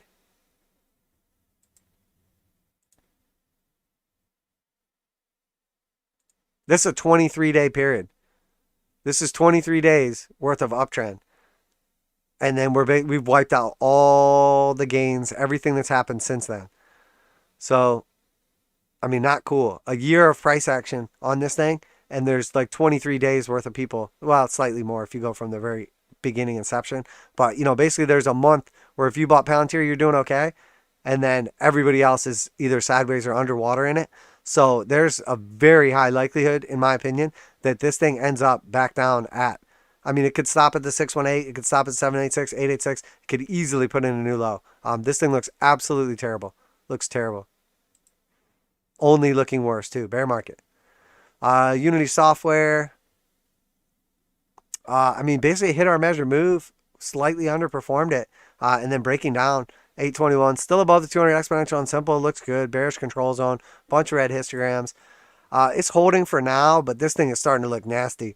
This looks basically like a failed breakout or throw over. We're out the bottom of the channel right now. So if we break down any further from where we're at right now, it's going to look like rejection. I expect the measure move of the channel to play out in our target of 104. And then it won't be long before these flat 200 exponential and simple, roll back over, and this thing goes into a bear market too. So this is definitely danger zone. We're at support right now. This needs to hold. I would say my bias short term is upside, but it really needs to reclaim these levels. If it does, maybe like 170, but this thing's looking sketch. Corsair still looking just absolutely terrible. Hard buy, trying to come out of the bearish control zone. This thing looked, I mean, it really looks like it wants to come down to 786. I think this thing's going to be in the teens before it's in the 30s for sure. Looks terrible. It's at support though. Maybe it bounces here.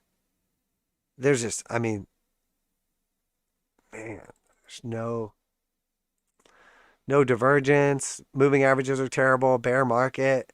I mean, it's going to be like nearly impossible for this thing to ever get above 30. So yeah, I think this is going to be in the teens before long. It looks like it's headed there real quick. PayPal. Finally hit our target to the downside, slightly overshot it, bounced up here, and it's at support. So this is the entry, this is the setup, 20% to the upside, 4.6% to the downside, 4.23 risk reward ratio. Buy, sell, buy. The spread out a little more than I like, but that is our bullish divergence signal at the bottom of the range. PayPal looks like it wants to push back up here to like 225, but honestly, probably gets rejected there and then continues to the downside. This looks like a giant topping pattern, a double top, a Adam and Eve. We have like a pointy, sharp top. We have a rounding top afterwards. That's our Adam and our Eve. This, I mean, it looks toppy. Looks way too toppy. We basically have, this forms our Adam right here. And then we have essentially, oh, wrong way. Damn, I do it every single time. And then we basically have like a rounding top for the Eve right here. And that's just a double top pattern. And then this is our, oh, wrong one. And that's our measure move of the channel, of the topping pattern, of the Adam and Eve. And that basically takes us down to, potentially like the 618, at least the 0.5. So like between 140 and 160 of the move up here from like March low at like $81 to our top here at like over 300. Yeah, not cool. Could be a scalp in play here though. Nice little risk reward ratio. Square breaking down from that little sideways consolidation channel, entered into a bear market, 200 exponential and simple have flipped. We're below support here, acting now as resistance. So the measure move to downside is like 102. This thing just looks like it's about to get crushed. And like, I mean, there's a lot of stuff going on obviously with Dorky Dorsey right now. So we'll see what happens. But probably not going to be a good thing. I mean, and Twitter just like is like, I mean, this is the trashiest trash to ever trash. Just absolutely terrible. At support right now, but I mean, this thing is garbage. You could probably find more value digging through a dumpster than you could in Twitter stock. Literally, like back at its IPO or like initial offering price of 2013. So if you bought this in 2013 and you just held it for the last 8 years, you're just flat. You're flat. But did you hold it? Or, did you lose 66% of your value here? Did you buy the bottom and, gain 6x? No, probably not. I mean, this thing's just trash. Bear market, total trash. Anything Jack Dorsey puts his hands on is pretty much trash. So careful with your Bitcoins. I'm sure it won't be long before he has a new crypto security that he creates or something like that. I'm sure that's why he's stepping down, is so he can go play, in the crypto world. Careful, that's a topping signal if I've ever seen one. I'm going to step down from Twitter and then I'm going to go into the crypto space. And it's gone. eBay, at support, at our potential entry area here, broke down from the 200 exponential and simple. As long as we're above our yellow resistance turn support at like $65, it still looks okay. But we have lost the key support here in green. And we're close to losing. Well, technically we lost the 200 exponential and simple. This thing looks like it's borderline going into a bear market. If it breaks below $65, it's going to look really, really bad. It really needs to reclaim like $71. Probably does bounce here. But it doesn't look great. And this thing has looked good for a while since the breakout, and it's starting to not look good either. A lot of these ones that have been looking good are not looking good anymore, and that's not a good sign for the market overall because these are like the leaders. Amazon, again, double top failed breakout. I mean, that is not good, especially with like the busiest online ordering time of the year, like Black Friday, Christmas, all this stuff like coming to an end, and Amazon can't even push up here. And now Amazon's been sideways since since June of 2020. Amazon has basically been sideways. That is not good. That is not good. We'll see what happens here. I'm still looking to get Amazon at the bottom of the range. Could have arguably took another scalp here for like another 10% plus, maybe 15, depending where you bought it at, but we'll see. Doesn't look good to me. Still looks better than 95% of the other stuff we've looked at though.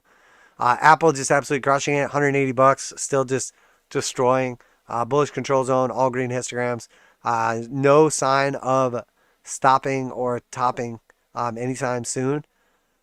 Completely options driven right now though. And you know what? There's a lot of like sketch things happening right now with Apple as far as demand and everything. Is it going to rock up to $200? 206? I mean, it probably is, honestly. But obviously, I'm not buying any more Apple at these prices. I'm the other way around. I am selling into this rally for sure. I mean, this looks more overvalued than it's ever looked before. I mean, their last like big announcement was new colors for old phones, and then the announcement after that was like an Apple cloth, and then the announcement after that was that demand is terrible, and then the announcement after that was that they're having issues getting parts for the terrible demand. Doesn't look good. Facebook or Meta barely hanging on to the 200 exponential and simple. Hit the target to the upside here at 618 pretty nicely. Retested the lows right here. So arguably we have to like redraw this back down to the new low. I mean, it's just putting in lower highs and lower lows. Barely hanging on to 200 exponential and simple. It does have momentum in its favor though. Looks like it wants to push back up here. This probably does go to like 364. Probably does have a 10% move to the upside. But honestly, I think this has way more downside risk than upside potential. Looks very close to just going into a bear market. And I mean, they're just not doing good publicity wise and whatnot. So, Google still pretty strong, consolidating at the highs, hard buy signal. Still below the slope line. It did flip back over blue, so we got to be careful of a rejection right here. But it looks like it wants to cross the upside and go to new highs. Google McDougal is just absolutely crushing it. It does not believe in pullbacks. It does not believe in slowdowns. It's literally carrying the entire market on its back with the help of Microsoft. So they're basically like weekend at Bernie's-ing like the entire market.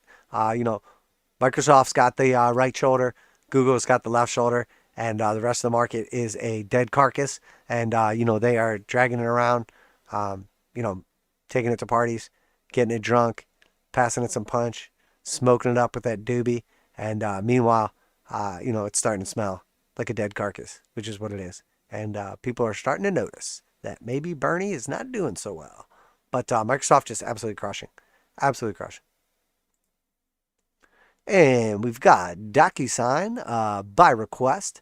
DocuSign, obviously, trash bag company, extremely overvalued. No surprise here. Basically attempted to roll over into a bear market, came back up, put in new all-time highs right here. Everybody got pumped on DocuSign again. It's going to change the world. They are literally garbage. Don't do anything that can't be done a million other ways. Broke down into a bear market again at like 250 and then just absolutely capitulated. This thing just got destroyed. 50% gap down. Wow, is this thing trash. All right, so I guess you probably already know that it got crushed. Hopefully you're not in it already, but you're considering some kind of scalp position or something. I would be paying attention to like this level, roughly somewhere around here. That's what I'd be paying attention to, the 186 level. If we get a push back to the upside, it's probably not going to get past there easily unless it's like a gap up in like like pre or post market. But that's 30% move back up to there. If it did just go from here and just, close the gap completely, you're talking about a 58% move. But we don't know this is going to be the bottom. There's no way of telling this is going to be the bottom.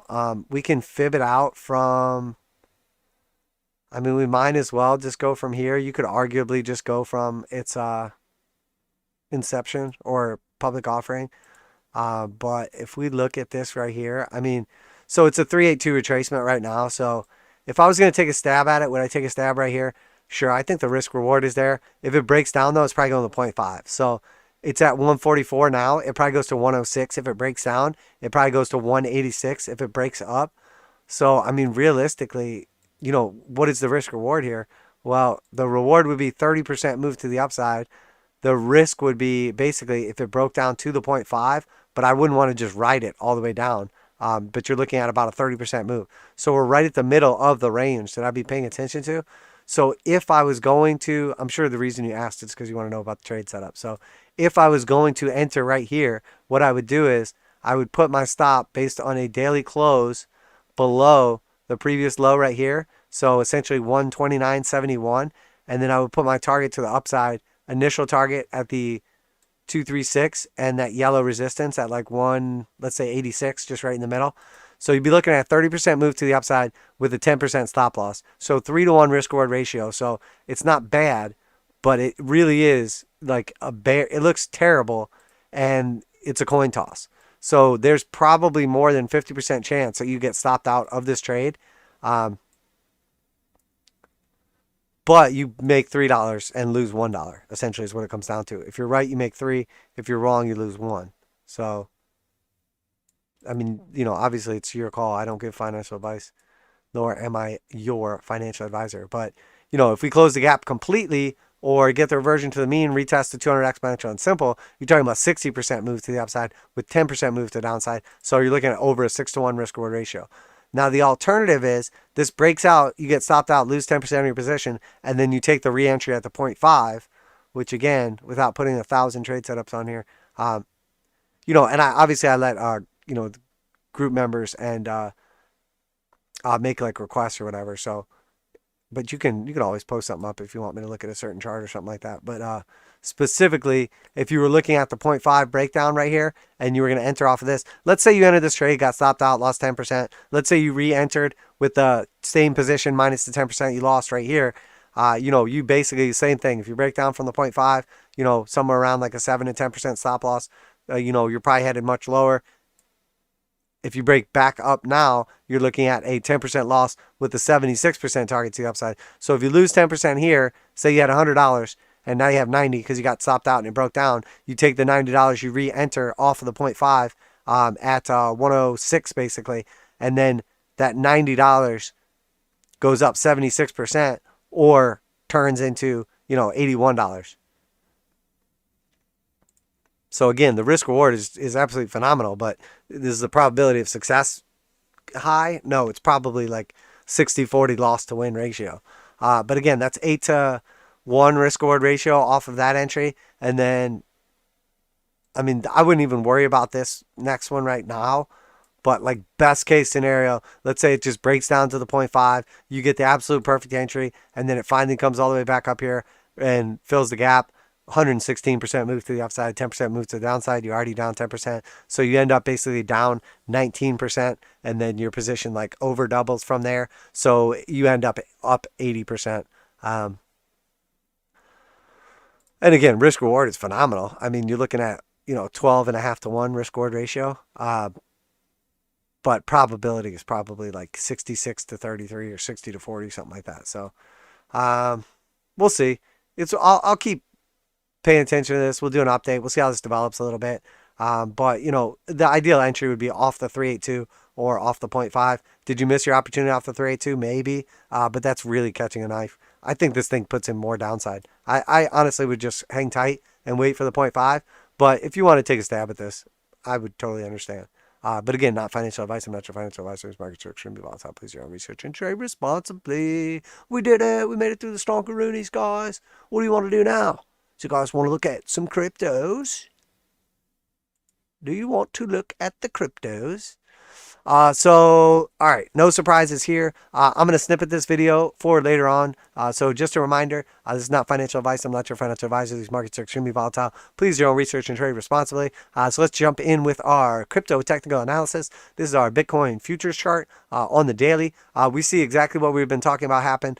We basically are still oscillating between the 200 exponential and simple. 200 exponential is acting as support at 46,875, so roughly 47,000, and then the 200 simple is acting as resistance at roughly 49,000. So we have basically at this point in time like $1,000 range between 40, what did I say, 8 and 49? No, 47 and 49. So $2,000 range.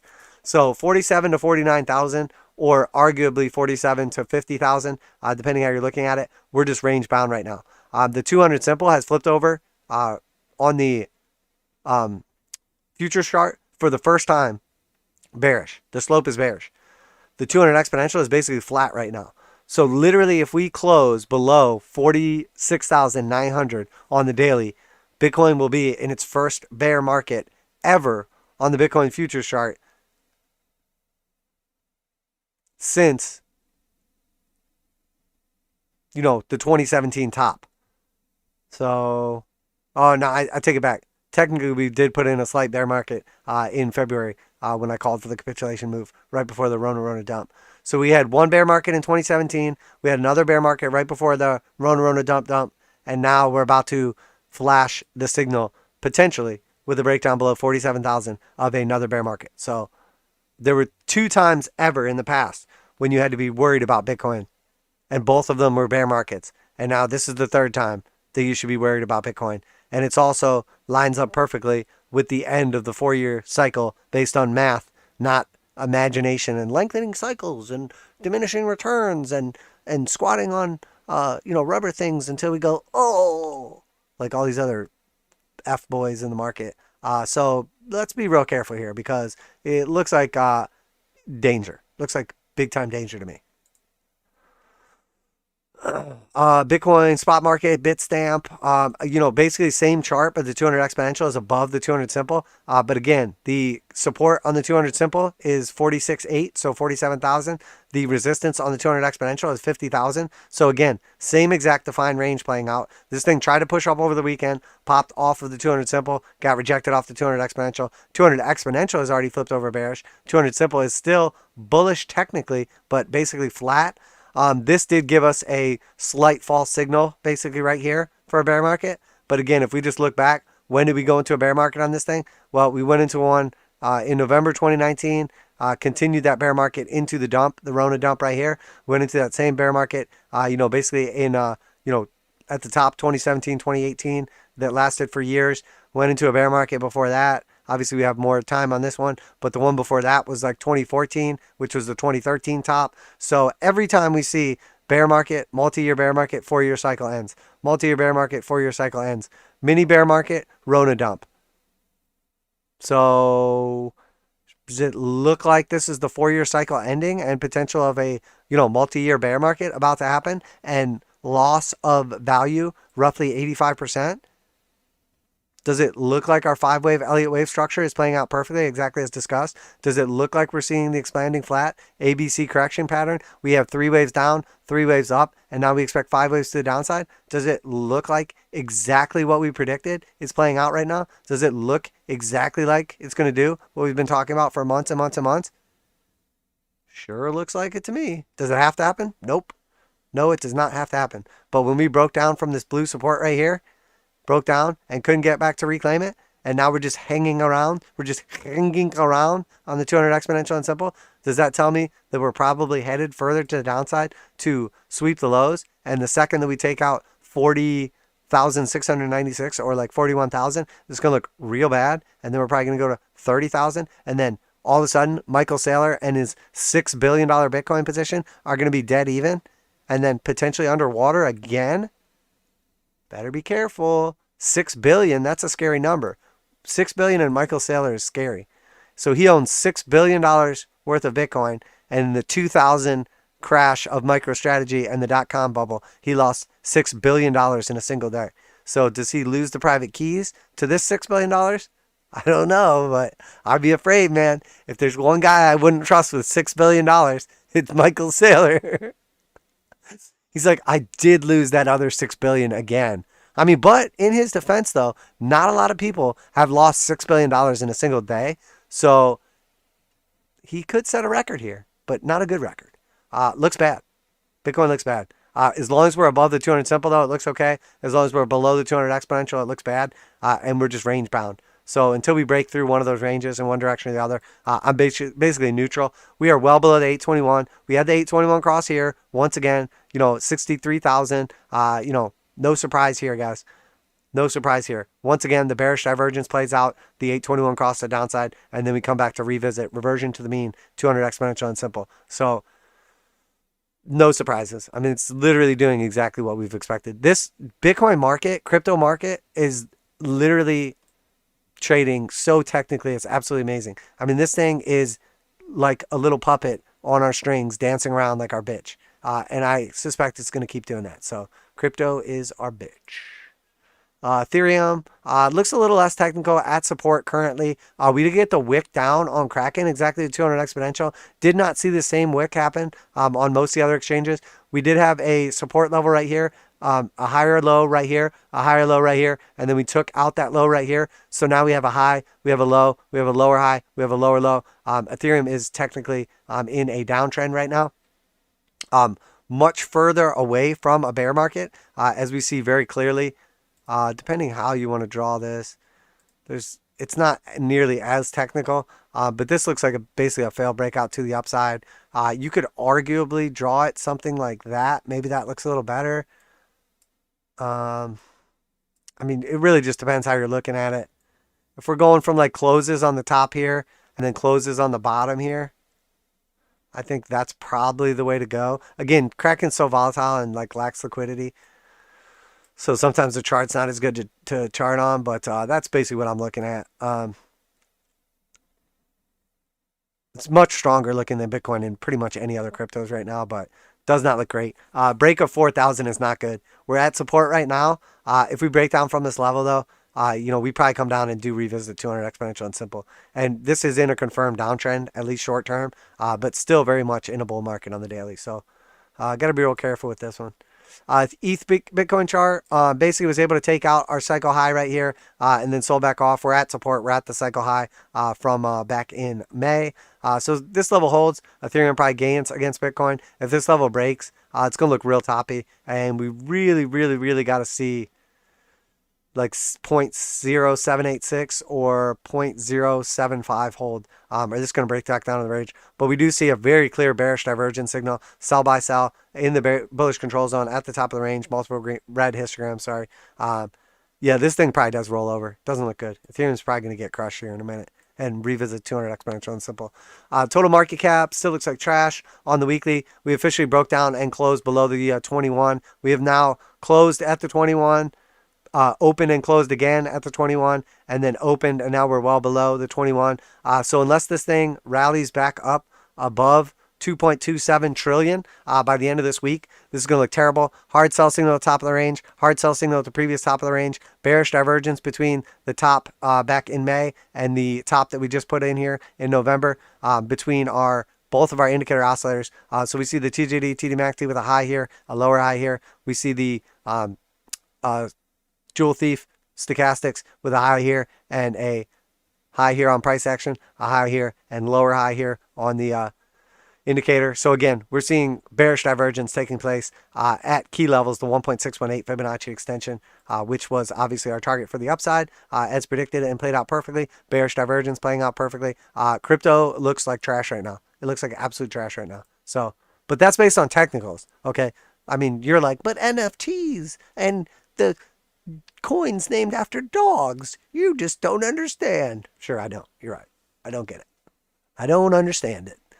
I don't understand why crypto is such a trash bag market. And it used to have so much potential, and now it is a bunch of trash with a bunch of other trash built on top of it and a bunch of rampant speculation. And the trashier something is, the better it does. So crypto probably just goes to the moon. Whatever the trashiest thing is, I'll probably just buy that because that's probably going to perform the best in a trash bag market. And keep in mind, this is from someone who absolutely loves crypto and believes in the future of crypto and blockchain. But right now, this is the trashiest it's ever been. This is worse than how trashy it was in 2017 by like 100-fold. It's 100 times more trashier than it was before. It was just kind of like doing some sex work on the side, and now it is a full-on trash bag, street wandering prostitute. So yeah, that's how I really feel without holding back. Maybe worse than that, and I've kind of toned it down for the tube. Bitcoin dominance. Looks like it wants to put in a third drive of bullish divergence. So, yeah, honestly, I think it's going to take out this low right here. I would expect it below 40%. We see a weekly close below 40%. That's going to give us 1, 2, 3 drives of bullish divergence. 1, 2, 3 drives. And then it probably does burst to the upside. The 200 simple is flattening out while we're well below it. So that tells you something's going on here. That the 200 simple moving average now has a positive slope. 200 exponential is much more responsive. So it is actually like still moving to the downside, but this is literally the first time ever since inception of Bitcoin, in its, basically 11, 12 years of existence, that it will now be potentially going back into a bull trend or uptrend after continually losing value. So what does this tell me? It tells me all these trash bag coins are probably going to go away soon. What does that line up with? Well, maybe they get marked as securities. Maybe they get sued by the SEC. Maybe Gary Gensler wakes up and goes after somebody and actually does his fucking job. I don't know what's going to happen, but it's probably going to be something. And it probably is going to be some fundamental event where all of a sudden all these trash bag cryptos get arrested or get massive fines and go away. And then there's actual regulations in place to where you can't just like pyramid Ponzi scheme rip people off for like millions or billions of dollars. But what do I know? I'm just looking at like the technicals and lining up some fundamentals. So probably does go back to like 60%. If it gets back above that level, goes into a bull trend, that's probably really good for Bitcoin. Fibonacci. So we hit our target at the 382 to the downside. Still very much in a downtrend. Looks bad. It needs to reclaim the 821, and it's not doing that. It's very clearly in a downtrend, just putting in a series of lower highs and lower lows. Looks terrible. Solana came back down to the bottom of our little channel right here. Trying to find some support. Honestly, buy support, sell resistance. That's my opinion on this. This thing probably does get down here slightly lower, and I would be looking for a scalp off of the 618. Because it's probably going to bounce the 618 right here around roughly $156. And then when it does, it's probably going to retest the 0.5 and heartline of the channel, which is basically like where we started today at. And then honestly, somewhere around like 172, it probably pushes back up to the 382. That was the key area we broke down from. We didn't really retest it as resistance. So 190. So assuming Bitcoin doesn't like sell off and can like kind of stay strong here, it looks like Solana scalp play is probably going to be that like 20% move, which is really not that much. 157 to like 190. There's probably a scalp in there. So we'll see. We'll see if it gets there. I'll throw a little trade setup in play, but obviously we got to get to the bottom before we can get to the top. But I'd be looking at something like, easily could get like a 4 plus, around 4x risk reward ratio. So there's definitely a play to be had there if and when we get there. So we'll see what happens with that one. But I've been talking about how overvalued this was for a while, so it's no surprise. Avalanche, this thing has been getting wrecked since 150. It's down 50% off the high now. Man, this looks like such trash. Is it bottoming though? Maybe. Really got to be patient with this one. I tried a little scalp, and we'll see how that plays out. But basically, hit the 618 perfectly, reclaim the 0.5, but it needs to get above the 821. So maybe it moves back up to 100, but I'm definitely out like trout on that. That's like a little over 10% move, maybe 12% move to the upside. Could easily come back down here and revisit the lows. If we get a close below $80.64, it's going to look terrible. Again, we probably have some kind of like channel action going on here. I'm not sure how this one's going to look better. I think this one looked better off the wicks. And when I say better, I'm not like it looks better to me if I draw it this way, and that's what I want to see. I'm talking about like it just looks like technically like it makes more sense.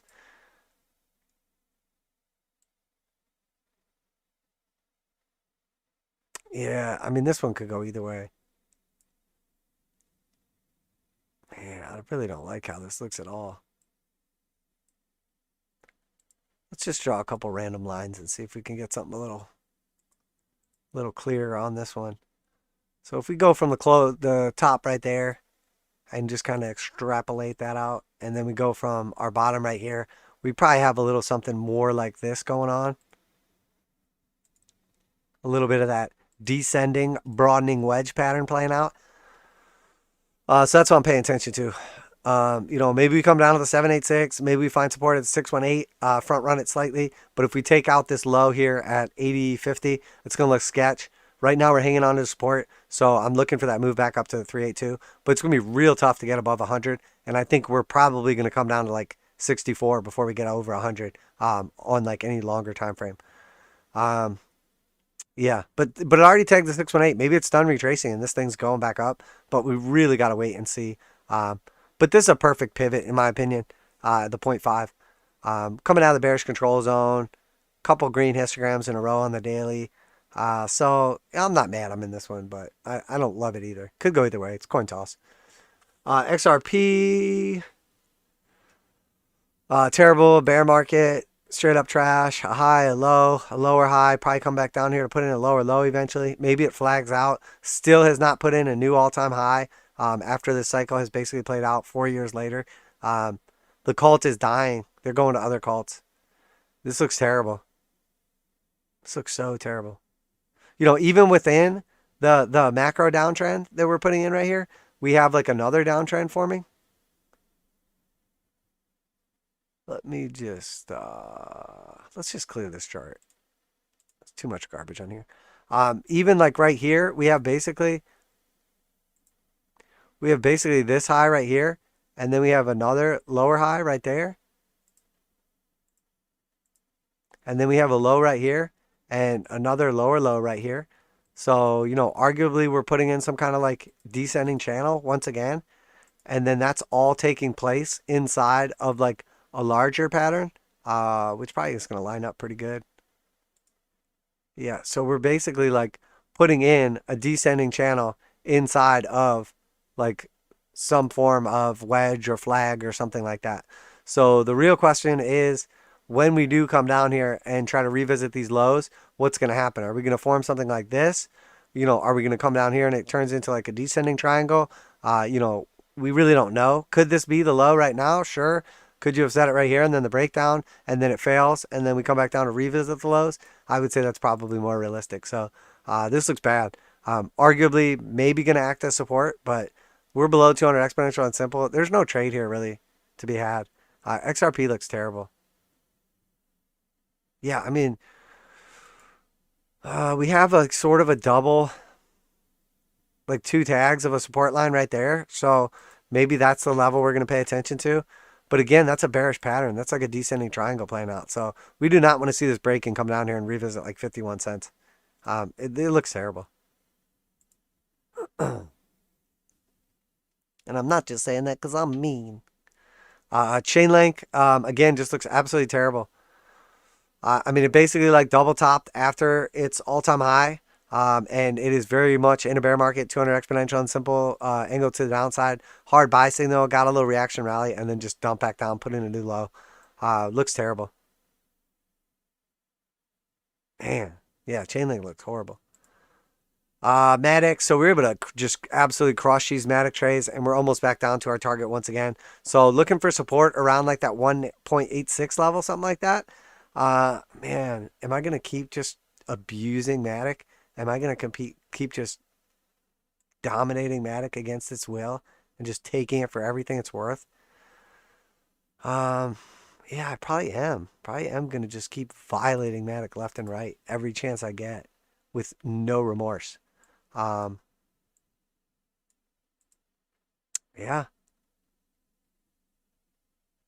So we'll see. We'll see if it gets there. Looking for some kind of entry like this, basically. Similar to this, looking for some kind of entry around like that $1.80 or something like that. But if this thing breaks, I want to get the hell out of this quick because it's probably going to like $1.50, and the measured move of the breakdown of this ascending wedge is like probably somewhere around like $1.12. Hard sell signal, top of the range. Do we have a little bit of bearish divergence here? Same high, higher high on price action, so some bearish divergence. Let's look at our stochastics. Slightly higher high here, so no, not really. I really want to see the 618 hold. So that's probably where I'm looking for an entry. I'm probably looking for an entry right around here at like a buck, between $1.65 and $1.85. Somewhere around there, I'm looking for an entry on this thing. But it's going to look super sketch if it breaks down from this level. So I'm going to be real cautious on this thing right around where I'd be looking to enter it. Especially like with these Kraken wicks coming in. Because it could look like it's about to break down massively and then gets bought completely up. But then after that, we get some beautiful, like another just absolute dominating scalp of like another 50%, which we will 100% take full advantage of. Yeah. So Matic, it's trading very technically. Can't be mad at that. Has been forever. Matic has been crushing. Polka Dot, slightly reclaiming the 200 simple. 200 expo has rolled over to the downside. 382 acting as resistance. Man, this thing, it's like at resistance on multiple levels here too. Is that drawn slightly wrong? Should it be a little bit more like that? Maybe it should be more like that. Looks terrible. It looks like this thing just wants to roll over and confirm a bear market. And this one has not run into a bear market yet, but looks very likely. Crypto looks like it wants to do a big move, and it wants it to be the upside, but it's probably going to be the downside, honestly. Like the altcoins look like they want to burst to the upside, but Bitcoin is like looking super sketch right now. And you know the alts are going to do what Biddy does. BAT, basic attention token. Again, I'm still at a 0 BAT position right now. We're kind of at support. Could this have further downside? This looks bad. I don't like that it retested this level multiple times and it's basically back at the entry on that. This trade setup played out beautifully. We've done really well on this. This looks like that 5-wave structure is done, but we did have one time here where we hit the high, came back down, and then technically closed like a higher high and then went to new highs. So do we get up to like that $2 mark? Because that was my initial target, and then I got out of this at like a $1.80. Kind of jumped the gun. I'm glad I did. Man, I got to be real careful with this. We'll see what happens. This is a no-go for me right now. I would love to get it at like 90 cents off the 200 exponential on simple for like a lower high reaction rally, but I'm not jumping in it now. Uniswap looks terrible. Bear market, revisiting the lows right now. This is like a giant descending triangle. Oh, I must have deleted this chart. This is like really bad right now. Looks like a giant descending triangle. We have the high right here. Arguably, depending how you want to go with it, we'll go with the close right here. And then again, we'll go with the close right here for our high. And then again, we got, basically down here revisiting the lows. This is a giant descending triangle. And when this thing breaks, Uniswap has so far to fall. So far to fall. Is it going to come back down here to $4? Maybe. It'd be a stair step on the way down, but, the next like real support, if it breaks down from this level, is like $9.30. And then after that, it's like $6.50. And then after that, it's like $4.12. This thing looks terrible right now. Let's put a fib in here. And remember, I think 269 was the entry on this, and then again at like 420. 420. 382 fib retracement right here.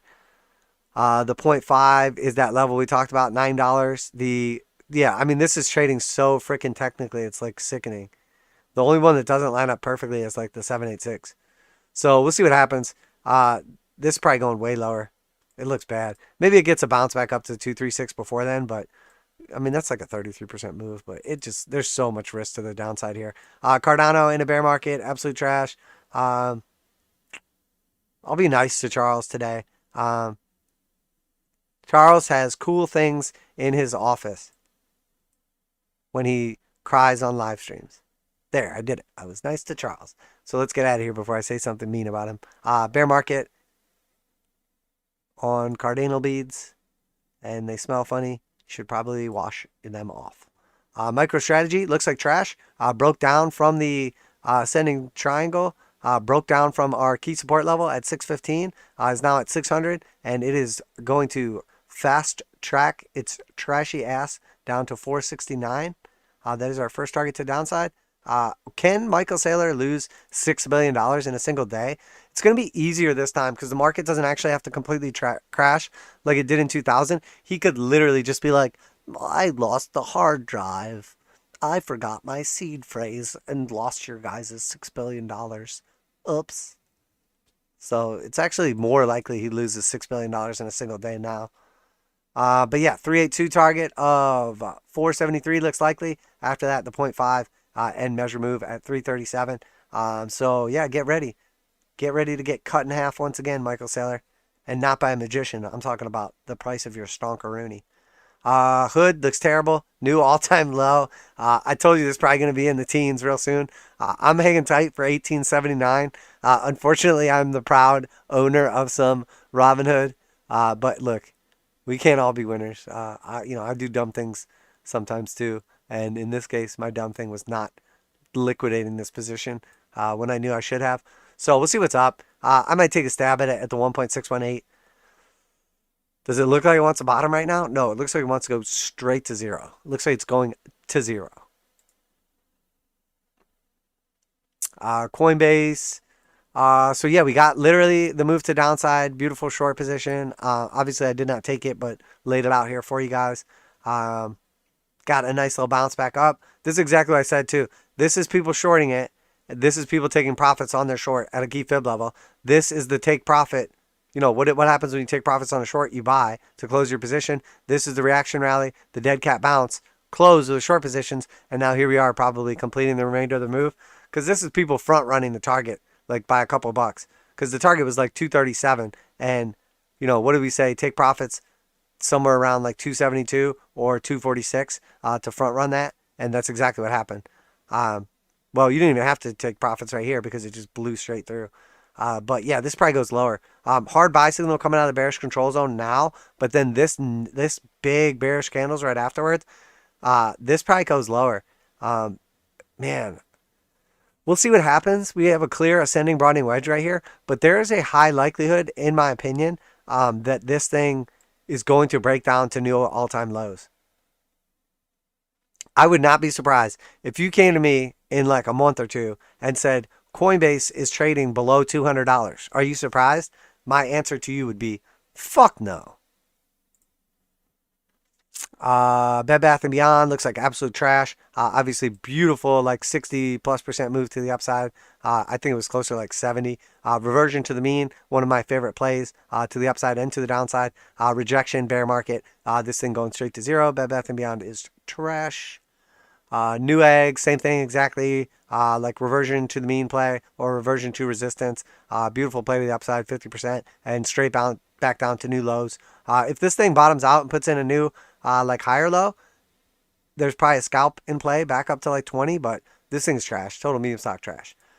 Speaking of meme stock trash, AMC, absolute garbage. New daily close on AMC, $27. Trash. You had a million chances to get out of this piece of total trash. And now here we are getting ready to go into a bear market. AMC is complete garbage, total trash, complete meltdown. AMC will be in the teens soon. I hope that you were smart or wise or listened to me or your mom or whoever else told you to take profits on your AMC, because it is about to AMC your ass at zero because it is trash. But we do still have our initial target down here at about like 18, 19. And then the 0.5 retracement at like 11 or 12. Keep in mind that the few people that actually bought this on the way up are heavily outweighed by all the people that bought it here, expecting it to go to new highs. So you are very, very much outnumbered. And there's like 10% of the people bought it and are in profit right now. The other 90% of the people are like underwater now. So there's a lot of headwinds on AMC. It's definitely trash. GameStop looks slightly better as it is still putting in higher lows technically, but it's very close to violating that. So, and again, 200 exponential has rolled over to the downside. It does have this resistance acting as support currently, but got to be real careful with GameStop. Real careful with this thing. If this thing breaks down, it's going to break down aggressively.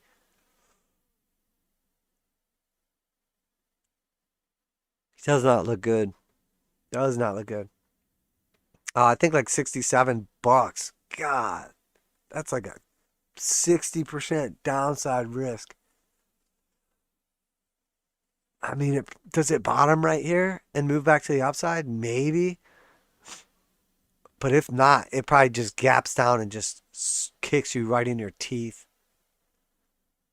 It's a decently bullish candle, but yeah, this is a no-fly zone for me. I mean, not that I would ever mess with it anyway, but. And then finally, DraftKings. So DraftKings did exactly what we said. Came down here, put in a new low. Absolute trash. Total garbage. Bounced our blue support right here. Hit the 1.618 perfectly. But look, let's be real. DraftKings going to 1850. Maybe it gets a little bounce until then. But if it doesn't reclaim the 35 level to try to like do a little reversion of the mean play, does it now though? Does it bottom right here and bounce? No divergence. Is there divergence on the stochastics? Is there a little little bullish divergence? No, it's not. Nope, trash. If this area holds right here, it probably does get a nice little bounce back to the upside, but I don't like how poorly that performed. So my bias is definitely to the downside. I think DraftKings goes to like $18.50. You're about to be a teenager again. You're Benjamin Buttoning. You're going from higher to lower. Not in age, though, in dollars. All right, that's it for our cryptos and crypto-related stockeroonies. Appreciate everybody for tuning in today. Hopefully you enjoyed the stream. Remember, this is not financial advice. I'm not your financial advisor. These markets are extremely volatile, so please do your own research and trade responsibly. I do stream every single Wednesday and Sunday from 8 p.m. Eastern Standard Time till typically about like 2 hours roughly, sometimes closer to 3. Every once in a while I cut it short an hour. If you'd like to make any particular asset or topic request, please do so in the comment section, or you can shoot me a message or whatever, or obviously group members, you know how to get at me. But that's it for today. I appreciate each and every one of you for tuning in. Hopefully you enjoyed the stream. The overall macro topic, we are seeing a lot of things lining up here. We have that Fed meeting coming up basically Wednesday, Thursday. Expect a announcement from Jay Peasy with the accelerated taper and potential for like 2 or 3 rate hikes next year. Appreciate each and every one of you for tuning in today. Good to see you, Wisdom Folly. Thank you for thanking me, brother. I do appreciate your guys' gratitude as it keeps me coming back here and doing these all over again every single week. As far as the bots that are out here, man, these bots, they just love coming into my stream and getting banned for being trash bots that no one wants or cares about. So be careful of the bots. They're obviously out here, all the scammers, whatever. I'm pretty good about like banning them all and blocking them and whatever. So Hunkin', it's good to see you, my man. Appreciate you. Thank you for thanking me, my man. You guys definitely keep me coming back here. I do appreciate each and every one of you. Hope you enjoyed the stream and my overall dry humor. But obviously the TA is what it's all about. I just try to keep it fresh and fun for everyone. And I rhymed. Good job. So yeah, that's it for tonight, guys. Appreciate y'all. Everybody have a good night. Make sure you love your family. Take care of yourself. Obviously protect your principal. Lock in those profits. Be careful as we're going into the end of the year. Obviously, lots and lots of tax loss harvesting. I'm expecting some big moves to take place in a lot of these markets. Are they going to be bullish? Are they going to be bearish? Are they going to be a combination of the two? I suspect yes to all those things. Big bullish moves, big bearish moves, and some big gains. So if you did well in 2021, don't get overly excited about 2022. It's probably going to be a more difficult market, but that does not mean that we're not going to do even more well, even better, or even fucking more fantastic than we did this year. So I do 100% fully expect 2022 to absolutely have some of the best trades of our lives, best investments of our lives, best opportunities of our lives. But the truth is, 2022 is probably going to be a lot harder, in general, to make money. So we got to really protect ourselves. We got to really be intelligent, use the technical analysis, line it up with our fundamentals, and look at the whole macro. As you know, we see this basically like push-pull of inflation, deflation, low rates, high rates, stocks at all-time valuations, companies at no profits and ridiculous valuations. Anything could happen here. So definitely looking for some big-time opportunities in all these markets. But most importantly, if we want to play the game, we got to keep our stack. Because if we lose it all, it's much, much harder to make it back than if we just protect it now and just keep on making small gains, medium gains, and of course, we're here for the big boy motherfucking large gains. But that's it for today, guys. Crypto Trend Trader. Appreciate each and every one of you. This is our Sunday market look ahead.